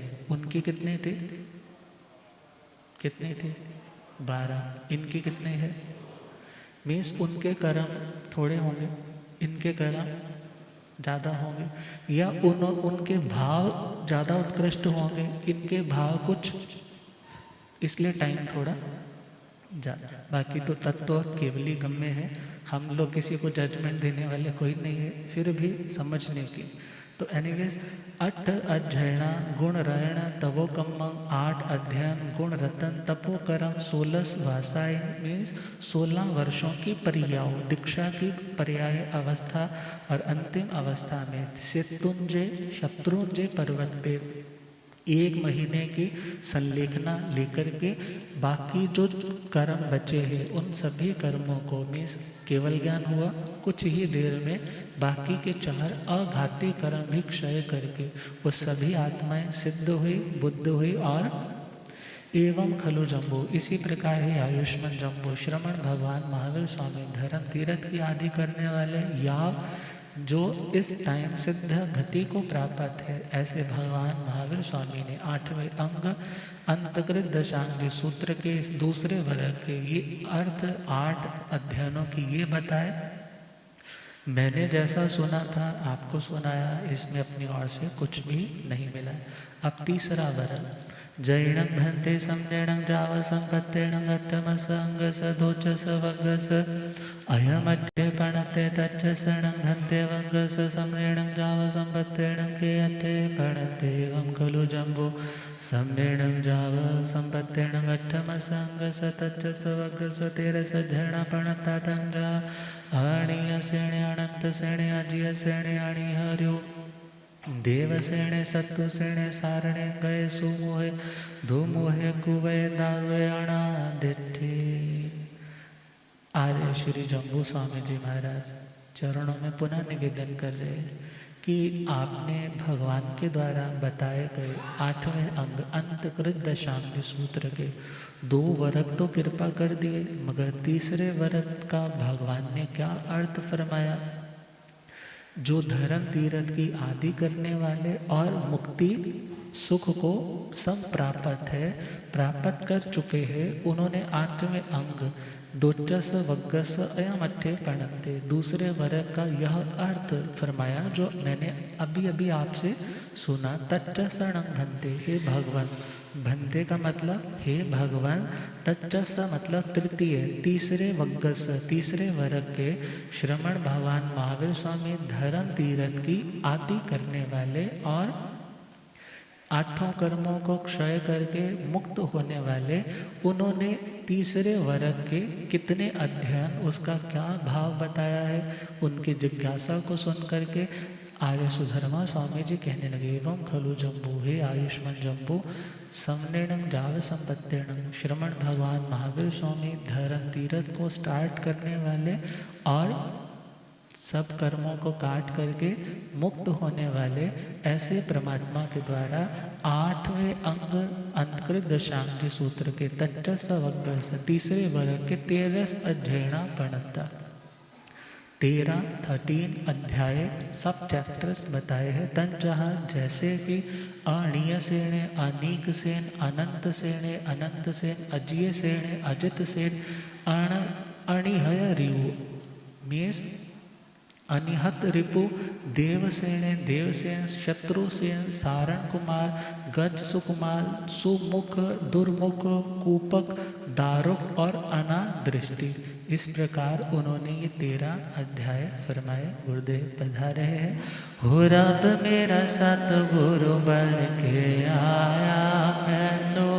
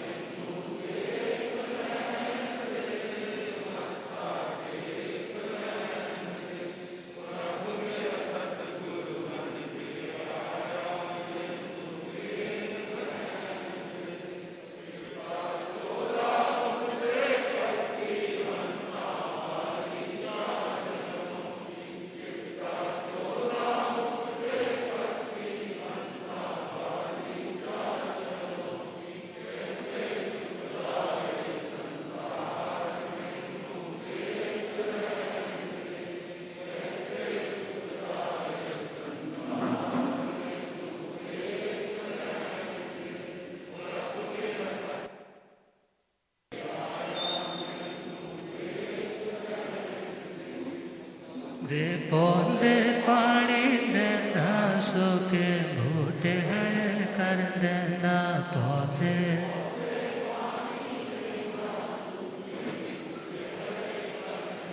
हो केड़ा माली बन के आया मैनू, हो केड़ा माली बन के आया मैनू, हो रब मेरा सतगुरु बन के आया मैनू, हो मैनू वेख लैण दे के मत्था टेक लैण दे, ओ मैनू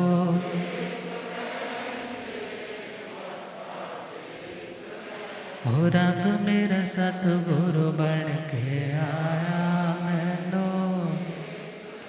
भूलिया गज्ञाता आगम पुरजन शास्त्र तन हिमाचल के श्री उपाध्याय भगवंत श्रद्धे गुरुदेव श्री जितेंद्र मुनि जी।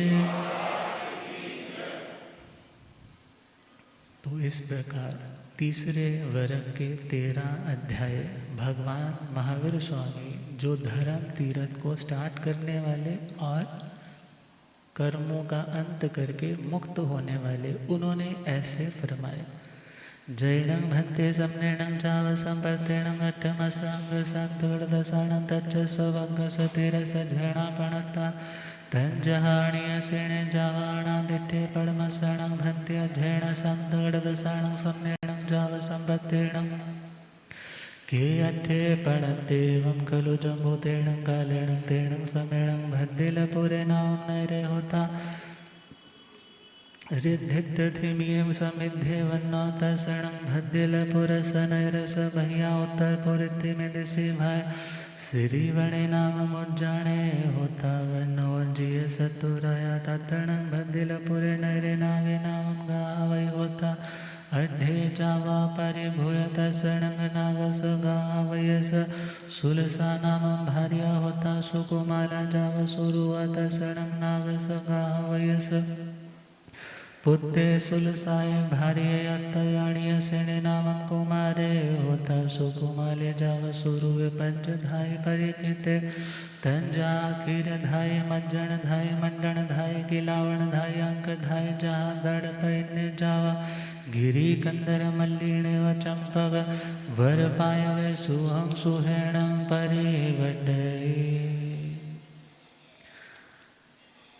जैनम भंते हे भगवान यदि सम्मेणम जाव संपत्तेणम श्रमण भगवान महावीर स्वामी धर्म तीर्थ की आदि करने वाले या सर्व कर्मों का अंत करके सिद्ध होने वाले उन्होंने 8वें अंग अंतकृत दशांग सूत्र के तच्चस वक्क तीसरे वर्ग के 13 अध्ययना प्रणता यदि 13 अध्याय फरमाए हैं तंचह अणीक सेन इत्यादि अनादृष्टि अर्थात इनमें से जो पहले 6 हैं वो 6 भाई है।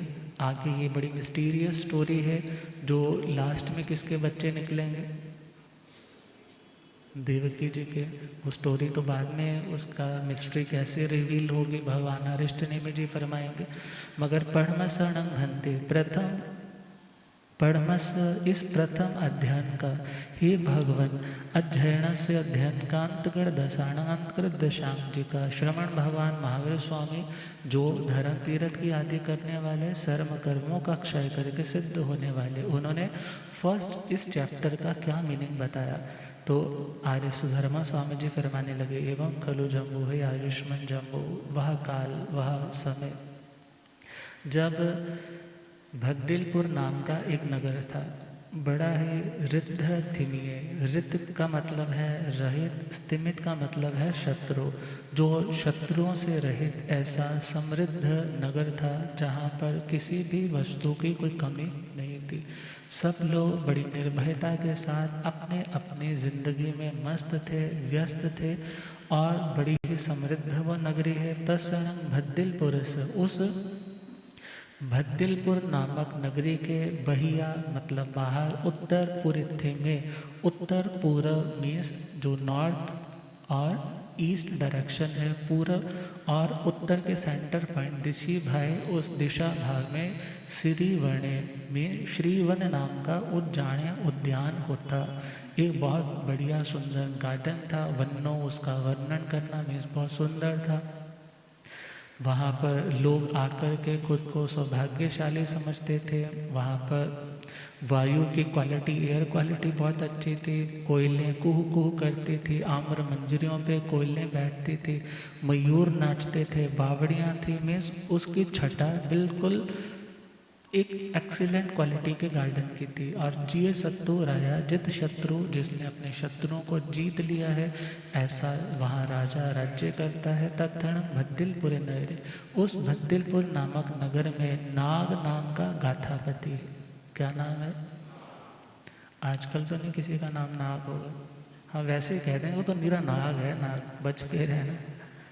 मगर नाग देखा जाए, नग पहाड़ को पर्वत को भी बोलते हैं। मंदर पर्वत के लिए भी तो नग आता है ना, जिससे भगवान को उपमित किया है।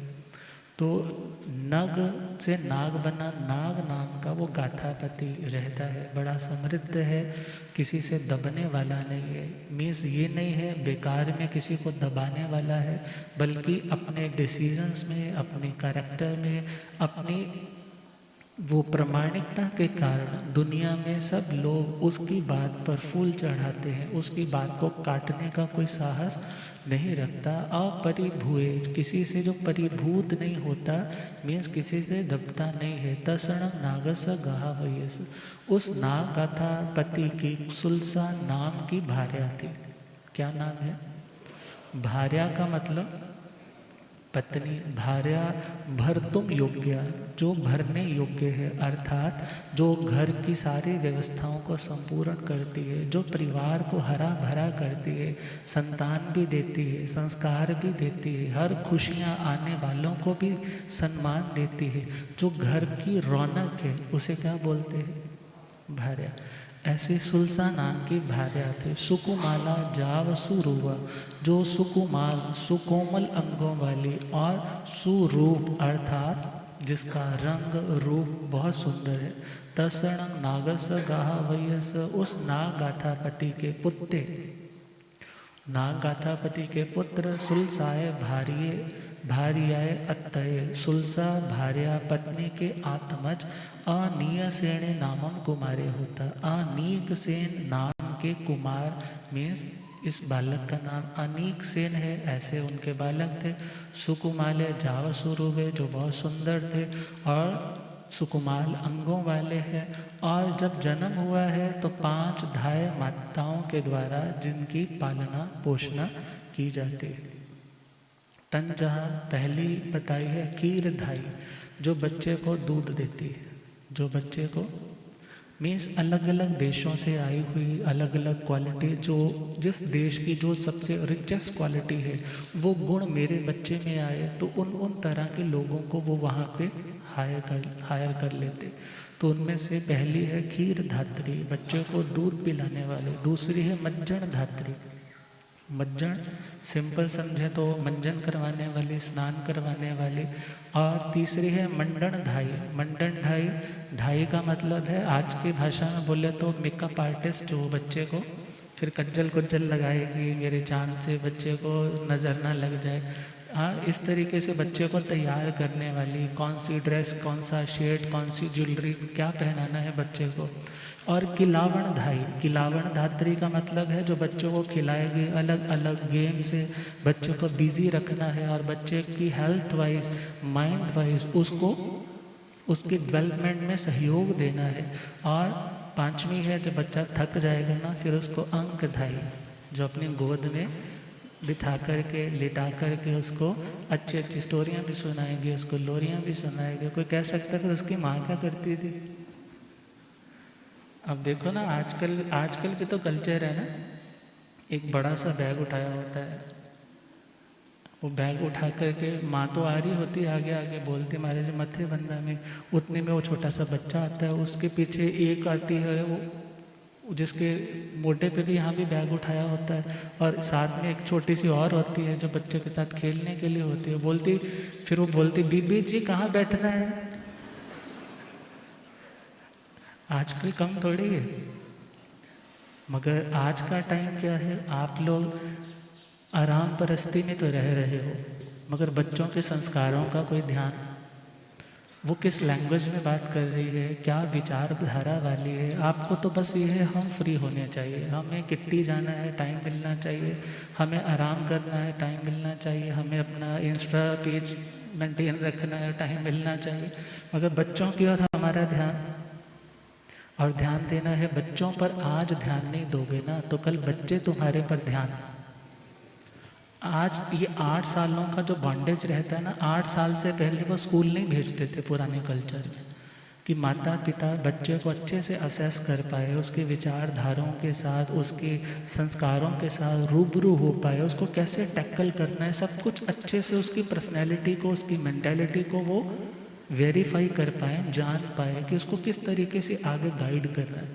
मगर अब तो 1.5-2 साल का हुआ नहीं, चलो जी, फिर कहते हैं दूरियां बहुत बढ़ रही हैं, फिर कॉन्वेंट में जाएगा, बड़े स्कूल में जाएगा, तो फिर कहते हैं पता नहीं महाराज जी अब स्थानक आएगा या।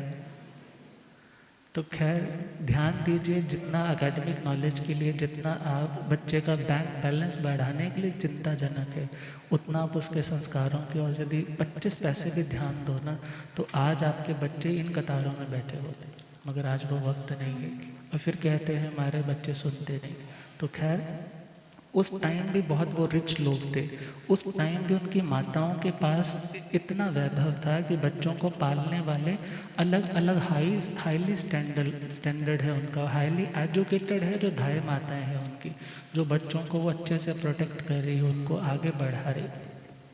मगर वो माँ क्या कर रही है, देख रही है, देख रेख रख रही है, ऑर्गेनाइज कर रही है कि मेरे बच्चे का पालन कुछ गलत तो नहीं हो रहा। क्योंकि जब माँ के प्यार की ज़रूरत है तो वो प्यार तो कौन देगी, माँ ही दे। और कोई पूछ सकता है ऐसी स्टोरी बताने का क्या मतलब है शास्त्र में कि ऐसे ऐसे ऐसे ऐसे बच्चे बड़े होते थे। तो सिंपल कि जिसका ये बचपन इतना ज़्यादा लग्जूरियस रहा है, जिसका इतना ज़्यादा बचपन इतना कंफर्टेबल रहा, जो इतने कंफर्ट जोन में पड़ा है, वो कैसे कांटों की राह पे कैसे चल पड़ते। तो अंक धाई जहाँ तड़ पन्ने जाओ गिरी कंदर मल्लिणे व चंपक वर पायवे सुहम सुहेणम परिवड्डे। कहा जैसे दृढ़ प्रतिज्ञ जी का वर्णन आता है, और दृढ़ प्रतिज्ञ जी का वर्णन राजप्रश्न जी सूत्र में लास्ट में मिलेगा। तो कहा जिस प्रकार गिरी कंदर मल्ली नेव, जैसे गिरी बोलते हैं पहाड़ को, और कंदर का मतलब गुफा को, मल्ली नेव मल्ली का मतलब जैसे वो लता है, बेल है, चंपक वर पायवे जैसे चंपक नाम की वो जो लता है, और किस प्रकार वो वहाँ पर बड़े सुखपूर्वक बढ़ती है। मीन्स वहाँ पर कोई पशु पक्षी इंसान जाकर के उसको तोड़ने वाला नहीं होता। इसी प्रकार उस बच्चे की वृद्धि हो रही है, उसकी देखा जाए उसकी प्रोग्रेस में, उसकी हेल्थ वाइज, उसके मेंटल लेवल को और अच्छा बनाए रखने के लिए उसमें कोई रुकावट डालने वाला तत्व नहीं। सुहम सुहेणम परिवड्डे, सुखपूर्वक वो बच्चा वृद्धि को प्राप्त हो रहा है। तरणं तंगणीय सेणं कुमारं साई रे गठ वास जायं मा पिरो कलार्य जाव भोग समत्य जाया वे होता। तरणं तंगणीय सेणं कुमारं मुख बाल भान जानिता मा पिरो सरिसियाणं सरिसवयाणं सरिस्तयाणं सरिस लावण्य रूप जोवण गुण वियाणं सरी से हिंदो कुले हिंदो आणिल्याणं भक्ति साहेब भवर कन्नगाणं एक दिवसणं पाणि गणहाव्यन्ति तैणं से नागगावयाणि असेन स कुमारस इममेयारुवं पियदाणं दलयितं जः भक्ति संहरिन्न कोडियो जः महाबलस जाओ पिं पासाय वर्गे फुट माणे मोयंग मते भोग भोगाय भुंज माणे वे हरे तैणं कल्याणं तैणं समेणं हर हरि टणे व्यंजाव समसड़े सिरे बणे उज्जाणे आहा पड़े रूवं उगहं जाव विहरे परिसाने गया तैणं दसणीय सेण सकुमार सधं माया जन सत्यं जहा गोयमेता नवरं समाय माया चोदस बुभयं हृदय विसंवासाय परियाव से संत हेव जाव से तुंज पवय मास्य सल्लेहणाय जाव सिद्धे। तरणं तीर्थं अणीय सेणं कुमार। तदनंतर बड़े हो रहे हैं और अनेक सेन कुमार जब सा अतिरेक मतलब कुछ अधिक 8 वर्ष जाए, 8 वर्ष से थोड़ा सा कुछ आगे की अवस्था में पहुँचे। अम्मा पेरो कुला कला यारी अर्थात माता और पिता। अम्मा किसको बोला, माँ को। माता और पिता उनको कहाँ ले आए, कलाचार्यों के पास कि इनसे वो शिक्षा दीक्षा ग्रहण करें। आज के जो अबैकस के बच्चे ऐसे ऐसे करके बताते हैं, ये अबैकस तो पता नहीं कितना पुराना, कितने वो मेथड्स बच्चों को सिखा देते कि वो 1 मिनट में, 1 मिनट तो बहुत ज़्यादा है, 1 मिनट के भी छोटे से अंश में बहुत बड़ी बड़ी कैलकुलेशंस कर देते। पक्षी क्या बोल रहे हैं उनके लैंग्वेज को पहचान लेते। शस्त्र विद्या, ज्योतिष विद्या, वास्तु विद्या इत्यादि 72 कलाओं में वो निष्णात होते।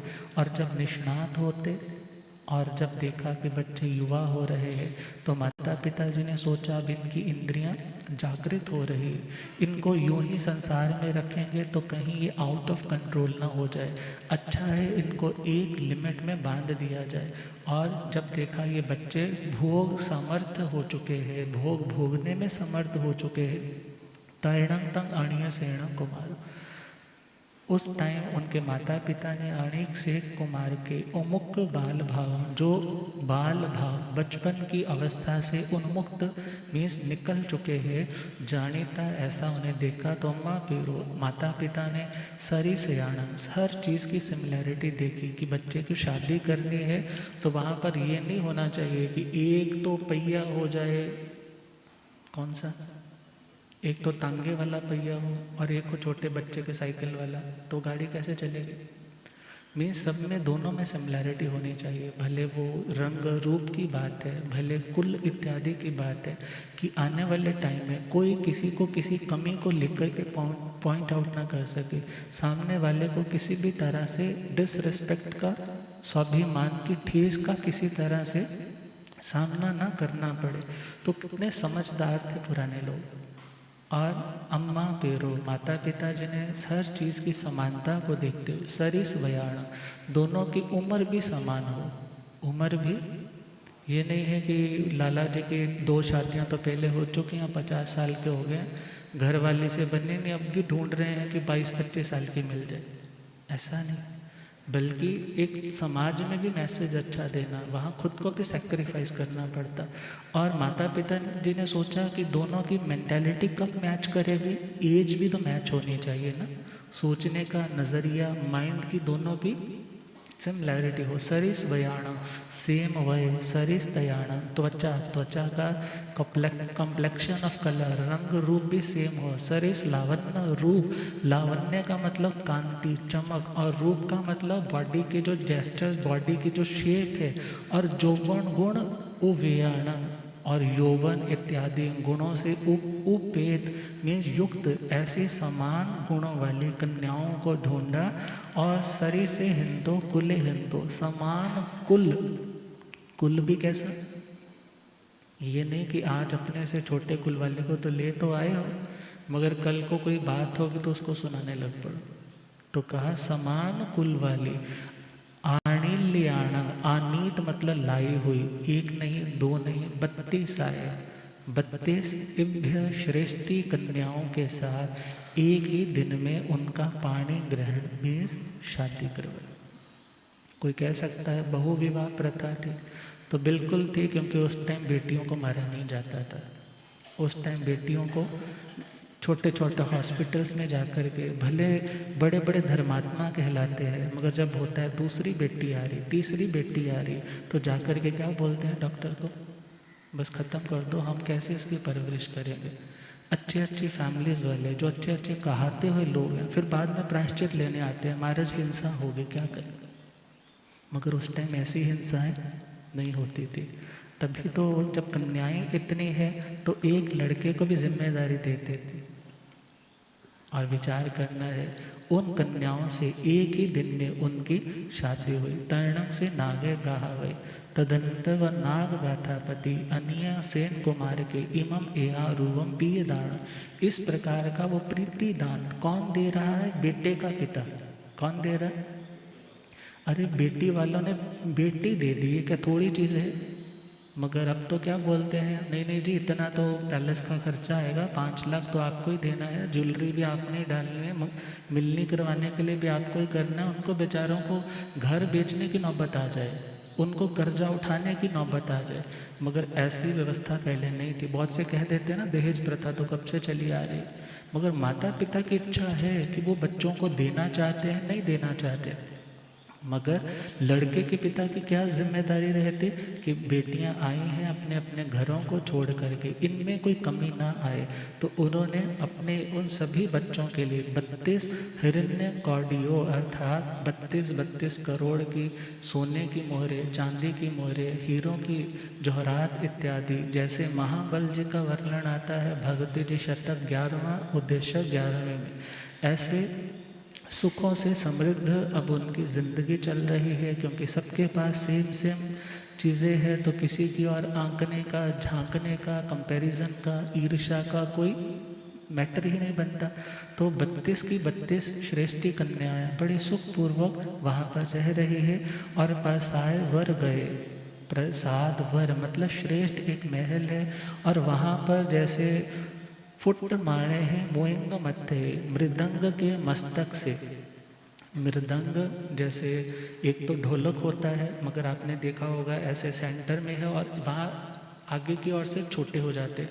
ऐसे मृदंगों के मस्तक से मतलब बाहर कोई वहाँ पर उनको बजा रहा है और उनके मस्तक से फुट मारने हैं, मतलब शब्द फूट रहे हैं, मतलब लाइव ऑपेरास जहाँ पे चल रहे हैं, म्यूजिकल इंस्ट्रूमेंट्स जहाँ पे बज रहे हैं, सुगंधित वातावरण है। ऐसे भोगों को भोगते हुए वो अनेक सेन कुमार अपने महलों में, अपने भवनों में विराज रहे।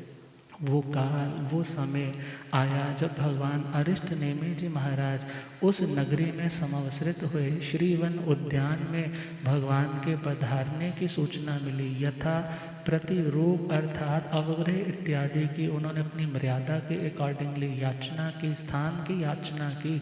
और जो त्रिलोकीनाथ है वो भी आज्ञा लेकर अपने नियम कायदों को निभा रहे हैं।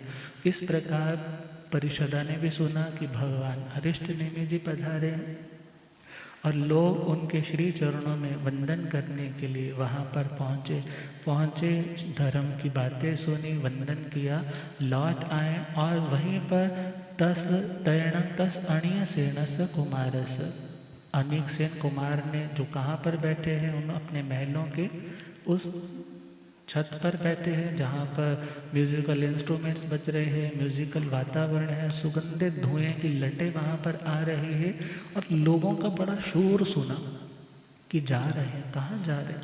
पूछा तो पता चला, उस महान जन शब्द को सुना तो पता चला जैसे गौतम कुमार जी को पता चला था भगवान के दर्शन को ये जा रहे हैं, मगर ये श्रीवन उद्यान में भगवान आए हैं तो भगवान के श्री चरणों में ये भी पहुँचते हैं। क्यों पहुंच रहे हैं? यहाँ पर देखें तो सबसे ज़्यादा जो बहुत अमीरी के दिनों को देख चुके हैं ना, जो पीक लेवल के कंफर्टेबल जोन को भोग चुके हैं, अब वो सोचते हैं कुछ नया ट्राई करना चाहिए। क्या ट्राई करना चाहिए? क्योंकि माइंड है ना हमेशा नए ट्राई के चक्कर में बहुत कुछ कर बैठता है, मगर ये अच्छा ट्राई करने जा रहे हैं, ये बुरा ट्राई। इन्होंने क्या सोचा कि मेरे पास इतनी रिद्धि है मगर आज तक सुख का अनुभव नहीं होता कि हाँ सुख है, इसमें तो डर लगा रहता है कभी ये सुख चले ना जाए। क्या कुछ ऐसा भी है जहाँ पर मैं कुछ ऐसा पाऊँ कि मेरे सारे दुख, मेरी सारी चिंताएं, मेरा सारा तनाव दूर हो जाए। तो मानो कि जिन्होंने हाईएस्ट पीक की ज़िंदगी जी है, फिर उनको लगता है त्याग के अलावा सुख कहीं पर, त्याग के अलावा सुख कहीं पर भी नहीं है। तो भगवान के चरणों में पहुँचे, भगवान की दिव्य देशना सुनी और मन में भावना जागे, दीक्षा की, घर में आए, माता पिता से सुलसा गाथा पत्नी नाग गाथा पति को आकर के निवेदन विनती की, बड़ा समझाया, मगर कहते हैं ना, हे रोग वलड़ाए, हे रोग वलड़ाए, कि जिस तन लागे सोई तन जाने, हे रोग वलड़ाए, कि जिस तन लागे सोई। मीरा घड़चे तोड़ दिराने, मीरा घड़चे प्रेम दे बदले हो गई दीवाने, प्रेम दे बदले खाक जंगला दिछाने जे, कि जिस तन लाग सोई तन जाने, है रोग वलड़ाए, कि जिस तन लाग सोई। दुनिया के प्रेम में वासना होती है मगर प्रभु प्रेम में उपासना होती है। दुनिया के प्रेम में व्यक्ति आरत रौद्र ध्यान करता है, बद्दुआएं देता है, मगर प्रभु प्रेम में व्यक्ति धर्म ध्यान, शुक्ल ध्यान की श्रेणियों का आरोहण करता है। तो उन्हें तो भगवान की बातों से प्रेम हो गया। घर आए हैं मगर ध्यान कहाँ है? भगवान के पास जाना है, साधु बनना है, दीक्षा लेनी। इतनी सुंदर सुंदर 32 राज श्रेष्ठी कन्याएं, मानो अब कुछ भी नहीं लगे। घर वालों ने समझाया, बेटा तू ये ऐसी ऐसी बहकी बहकी बातें क्यों कर रहा है, बड़ा कठिन मार्ग है, तू तो सुखों में रहा है, तेरा शरीर तो सुखों का आदि है, इसलिए तू नहीं पाल सकेगा। मगर उनकी दृढ़ता और उनके वैराग्य का उत्कृष्ट भाव घर से आज्ञा मिलने पे भगवान के श्री चरणों में दीक्षा ग्रहण की, और दीक्षा ग्रहण करके उन्होंने 14 पूर्वों का अध्ययन किया। कितने पूर्वों का? उत्पाद पूर्व, अग्रायणी पूर्व, वीर्य प्रवाद पूर्व, अस्ति नास्ति प्रवाद पूर्व, ज्ञान प्रवाद पूर्व, सत्य प्रवाद पूर्व, आत्म प्रवाद, कर्म प्रवाद, प्रत्याख्यान प्रवाद, विद्यानुवाद प्रवाद, अवंध्यवाद प्रवाद, प्राण आयुष्य प्रवाद, क्रिया विशाल पूर्व और लोक बिंदु सार पूर्व। इस अनंत ज्ञान राशि को उन्होंने हृदयंगम किया, धारण किया, और भिन्न भिन्न प्रकार की तपस्याएं करते हैं, और प्रभु के श्री चरणों में रहकर 20 वर्ष की इन्होंने दीक्षा के पर्याय को पाला। और अंतिम समय आने पर इन्होंने भी आज्ञा मिलने पे शत्रुंजय पर्वत पर जाकर के 1 महीने की 1 मासिक की संलेखना ग्रहण की, और सर्व कर्मों का क्षय करके सिद्ध हुए, बुद्ध हुए और मुक्त। एवं खलु सम्येण जाव संपत्तेण घट्टमस अंग शांतगढ़दसाण तच्च सवंग सपड़म सज्जन सयमत्य प्रणते जहाणीय सेणे एवं शेषावे अनंत सेणे अजीय सेणे अणि हरियो देव सेणे सत्तु सेणे छे अध्ययनायक गमा 32 दाओ विसंग साई पर्यो 14 पुवांग हिजंती जाव से तुंजे सिद्धा छठ मध्ययनं समत्तम। इसी प्रकार ही आयुष्मान जम्बू भगवान श्रमण महावीर स्वामी धर्म तीर्थ की आदि करने वाले जाव सर्व कर्मों का अंत करके मुक्त होने वाले, उन्होंने इस अंतकृत दशांग जी 8वें अंग सूत्र के 3रे वर्ग के प्रथम अध्याय का ये मीनिंग बताया, जिसमें अनेक सेन जी का कैरेक्टर आया। वो मैंने आपको वैसा ही सुनाया जैसे मैंने भगवान के श्री मुख से सुना था। तो उन्होंने फिर निवेदन किया, अभी तो एक ही बताया है, कृपा करके 13 अध्याय है ना, तो 12 क्या थे उनके बारे में भी बताओ। जहाँ अणीय सेन एवं शेषावे, जैसे अनेक सेन जी का है वैसे ही शेष भी है, अनंत सेन, अजित सेन, अनहित अनिहय मतलब अनिहत रिपो, देवसेन, शत्रुसेन, ये 6 के 6 सेम चलेंगे क्योंकि भाई भी है। और 32 दाओ 32 कन्याओं के साथ शादी है, 32 प्रकार का दहेज प्रीतिदान जो बेटे के पिता की ओर से दिया जाएगा। 20 साल की इनकी संयम की अवस्था है और 14 पूर्वों का इनका अध्ययन है। इसी प्रकार 1 महीने की संलेखना शत्रुंजय पर्वत पर जाकर के इन्होंने भी सिद्ध बुद्ध अवस्था को प्राप्त किया। और प्रश्न आ जाता है 32 कन्याओं के साथ शादी, तो ध्यान देना है, शास्त्रों में वर्णन आता है पुरुष मनुष्यों से स्त्रियों की संख्या 27 गुना है। कितनी है बोलो? 27 गुना है। यदि 2-3 बेटियां हो भी जाए ना, घबराना नहीं, चंदन बाला कोई बन जाए, कोई धारणी देवी जैसी बन जाए, क्या पता कौन जन शासन को और महिमा मंडित करने वाली बन जाए, कोई राजमती जैसे रत्नेमी को सीधे रास्ते पर लाने वाली बन जाए। और त्रियंचों में पुरुष त्रियंचों से स्त्री त्रियंच 3 गुना, और देवों में देखे तो देवताओं में कितने गुना ज़्यादा देवियाँ? 32 गुना। और विचार करना है, माँ चाहिए तो भी बेटी को जन्म देना होगा, और यदि भाई को राखी बांधने वाली चाहिए तो भी किसकी आवश्यकता है, और यदि बेटे के लिए बहू चाहिए तो भी क्या चाहिए? बेटी चाहिए। और यदि सतियों को गुरनी चाहिए तो भी क्या चाहिए बोलो? चतुर्विध संघ की संपूर्णता चाहिए तो भी बेटी चाहिए। इसलिए खुद को अवेयर करो, खुद को समझाओ। यदि आप और आगे संतति नहीं भी करना चाहते तो बेटी आई भी है तो उसको अपना सौभाग्य मानो, उसे अपने घर की लक्ष्मी मानो, क्योंकि सुख आपके पुण्यों से मिलेगा। आपको सुख बेटा या बेटी वो नहीं देंगे। तो इसी प्रकार ये 6 अध्ययन कंप्लीट हुए। 7वां जैण भंते ओखे ओ सप्तम सतेण कालेण तेण समेण भारवय जहा बड़ में नवरम वसो देवी राया धारणी देवी सिंहो सुमिणे सारिणी कुमारे 1500 दाओ 1400 पुवाई विसंग वासाई परियो से समझा होय मस्त जावक सितुञ्जे सिद्धे जैणं हन्ते ओखे वट्टमस्यैवं खलु जम्बुतेणं कालेणं तेणं समेणं भारवये नैरे जहाँ पड़मे जावर हरिटणे में सामे समोसड़े तेणं कालेणं तेणं समेणं अरहो अरठने में संते वासी चयणगारा भायरो सहोयरा होता सरिसया सरिस्तया सरिसवया निल्लुप्पल गवल गुलिय अयसी कुसुम पागासा सिरि वच्छंकी वच्चा कुसुम कुंडल भद्दलया भद्दालया नलकुबर समान जैनक बनते। यदि है भगवान,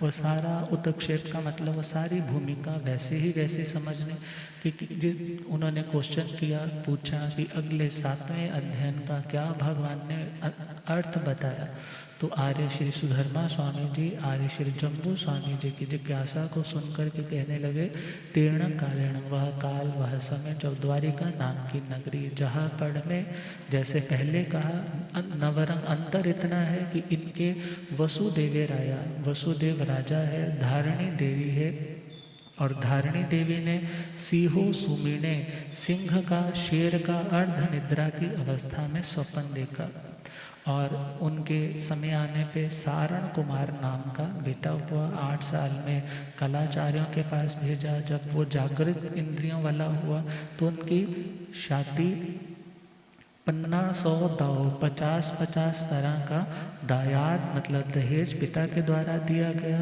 मीन्स 50 कन्याओं के साथ उनकी शादी हुई। मगर 50 कन्याओं के साथ जो घिरा हुआ है, जब भगवान पधारते हैं तो उस चक्रव्यूह को आर्दर कुमार जी ने क्या कहा था कि तुम इतने आश्चर्यचकित हो रहे हो कि लोहे के सांकल छुड़ा कर के हाथी आ गया, मगर मैं तो उन सूत के कच्चे धागों को 12 साल तोड़ नहीं पाया था। मीन्स वो आसक्ति के धागे, और इन्होंने आसक्ति के धागों को कैसे तोड़ डाला। भगवान अरिष्ट नेमि जी का पदार्पण हुआ, वैराग्य हुआ, आज्ञा मिलने पे दीक्षा ली, भगवान के श्री चरणों में उन स्थविर भगवंतों के पास 14 पूर्वों का अध्ययन किया, 20 वर्ष की संयम पर्याय पालन की और भिन्न भिन्न प्रकार की तपस्याएं की और अंतिम समय में महीने की इन्होंने भी संलेखना ग्रहण की। शत्रुंजय पर्वत पर जाकर के सर्व कर्म क्षय करके ये भी सिद्ध हुए, बुद्ध हुए, मुक्त हुए।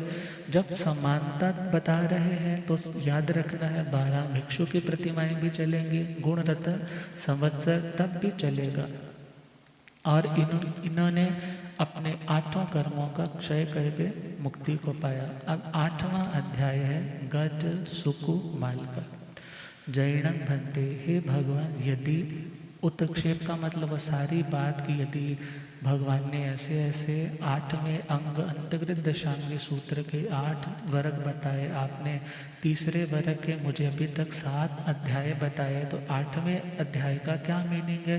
तो फरमाने लगे कि हे आयुष्मान जम्बू, वह काल वह समय जब द्वारिका नाम की नगरी और जहाँ पढ़ में जैसे पहले फरमाया कि भगवान अरहा अरिष्ठ नेमि, भगवान अरिष्ट नेमि जी पधारे, स्वामी समो सड़े स्वामी जो 6 काया के जीवों की रक्षा करने वाले हैं, ऐसे स्वामी समावसरित हुए। लोगों को पता चला और भक्ति भाव से लोग गुनगुनाते हैं, सदिया तो जिस दे लोड़ से, सदिया तो जिस दे हो संत आ गया, जद आया मेरा सतगुरु तां बसंत आ गया, बसंत सदिया तो जिस दे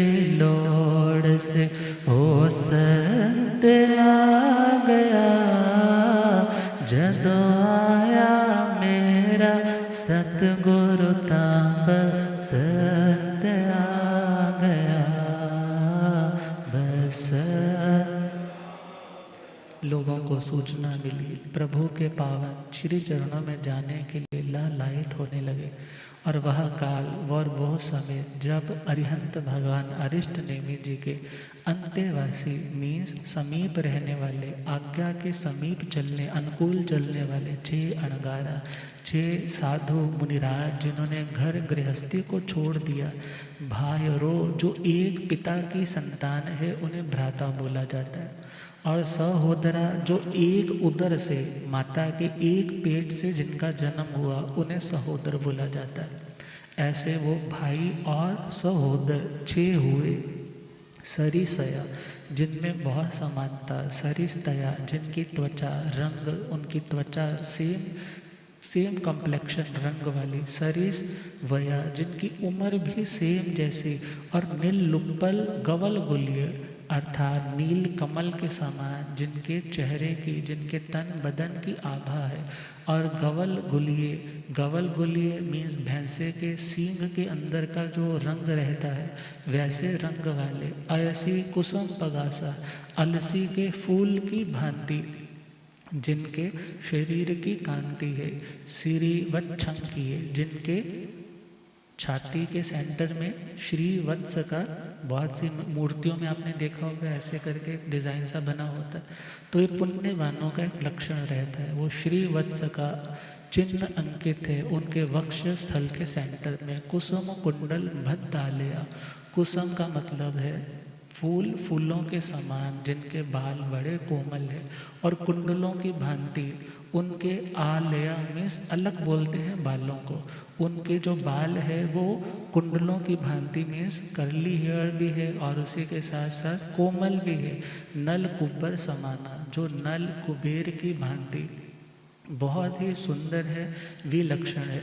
तैणं ते चेणगारा जं चेव दिवसं मुंडा भविता आगारो अणगार्यं पवय्या तं चेव दिवसं अरिष्टनेमिं वन्दन्ते नमस्सन्ते वन्दिता नमस्सिता एवं वयासे इच्छामोणं भन्ते तुभ्यं अभ्यनुन्नाय समाना जावज्जीवाय छठं छठेणं अनिखतेणं तवोकमेणं अपाणं भाव्यमाणा विहरेत सो देवाणो पियामा परिवन्दं करेह तैणं ते चेणगारार हरिटणे मीणा भनुनाय समाणा जावज्जीवाय छठं छठेणं जाव विहरति। तैणं ते 6 अणगारा, वे 6 के 6 अणगार, वो संत, वो महापुरुष जंग जिस दिन वो मुंडित हुए, 10 प्रकार के मुंडन ठाणम जो सूत्र में आते हैं, 5 इंद्रियों का, 4 कषाय का और 1 द्रव्य केश का मुंडन, जब से वो साधु बने हैं तभी से उन्होंने अणगार प्रवृत्ति में आकर के भगवान अरिष्ट नेमि जी महाराज को वंदन नमस्कार करके ये भावना भाई कि हे भगवान ये हमारी भावना है, मगर आपकी आज्ञा मिलने पर हम आयु पर्यंत मीन्स जब तक श्वासोश्वास है बेले बेले छठं छठेणं, समझ आ रहा है ना? छठं मतलब बेले बेले अनिखितेणं मतलब उसमें कोई भी रुकावट नहीं, सीजलेसली कॉन्टिन्यूसली जो चलेगा तब वो कम्मेणं तपस्या के द्वारा अपाणं अपनी आत्मा को भावे माना विहरित विचरण करना चाहते। भगवान ने कहा जैसे आपको सुख हो हे देवानुप्रियो माँ परिबंधन करे हो, जरा भी विलंब नहीं करना चाहिए। फिर वह 6 अणगार अरिहंत भगवान अरिष्ट नेमि जी की आज्ञा मिलने पर उम्र भर के लिए बेले बेले की तपस्या के साथ विचरण करते हैं। आज बेले का पारण आएगा सुलसा महारानी के, देवकी महारानी के। सुलसा महारानी श्रेष्ठी के तो घर में पैदा हुए थे, मगर गोचरी के लिए कहाँ आएंगे? देवकी महारानी के क्या घटित होगा, क्या भावना आएगी, क्या मन में संशय आएंगे, वो सारी स्टोरी कल सुनेंगे, बहुत इंटरेस्टिंग है। इन्हीं मंगल में शुभ भावनाओं के साथ अंतकृत्य के वाचना, अंतकृत्य के वाचना वीर प्रभु फरमा गए, अंतकृत्य के वाचना आर्य सुधर्मा जो सुना जम्बू को समझा गए, आर्य सुधर्मा जो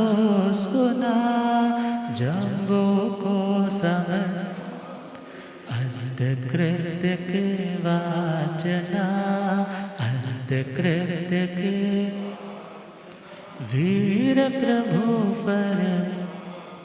इन्हीं शुभ मंगलमय भावनाओं के साथ उच्चारण में कोई भी ऐसा दोष लगा हो तो आग में दिव्य प्रणत्य की भावना के साथ उस आग में आगम के पाठ में उच्चारण में दोष लगा हो तो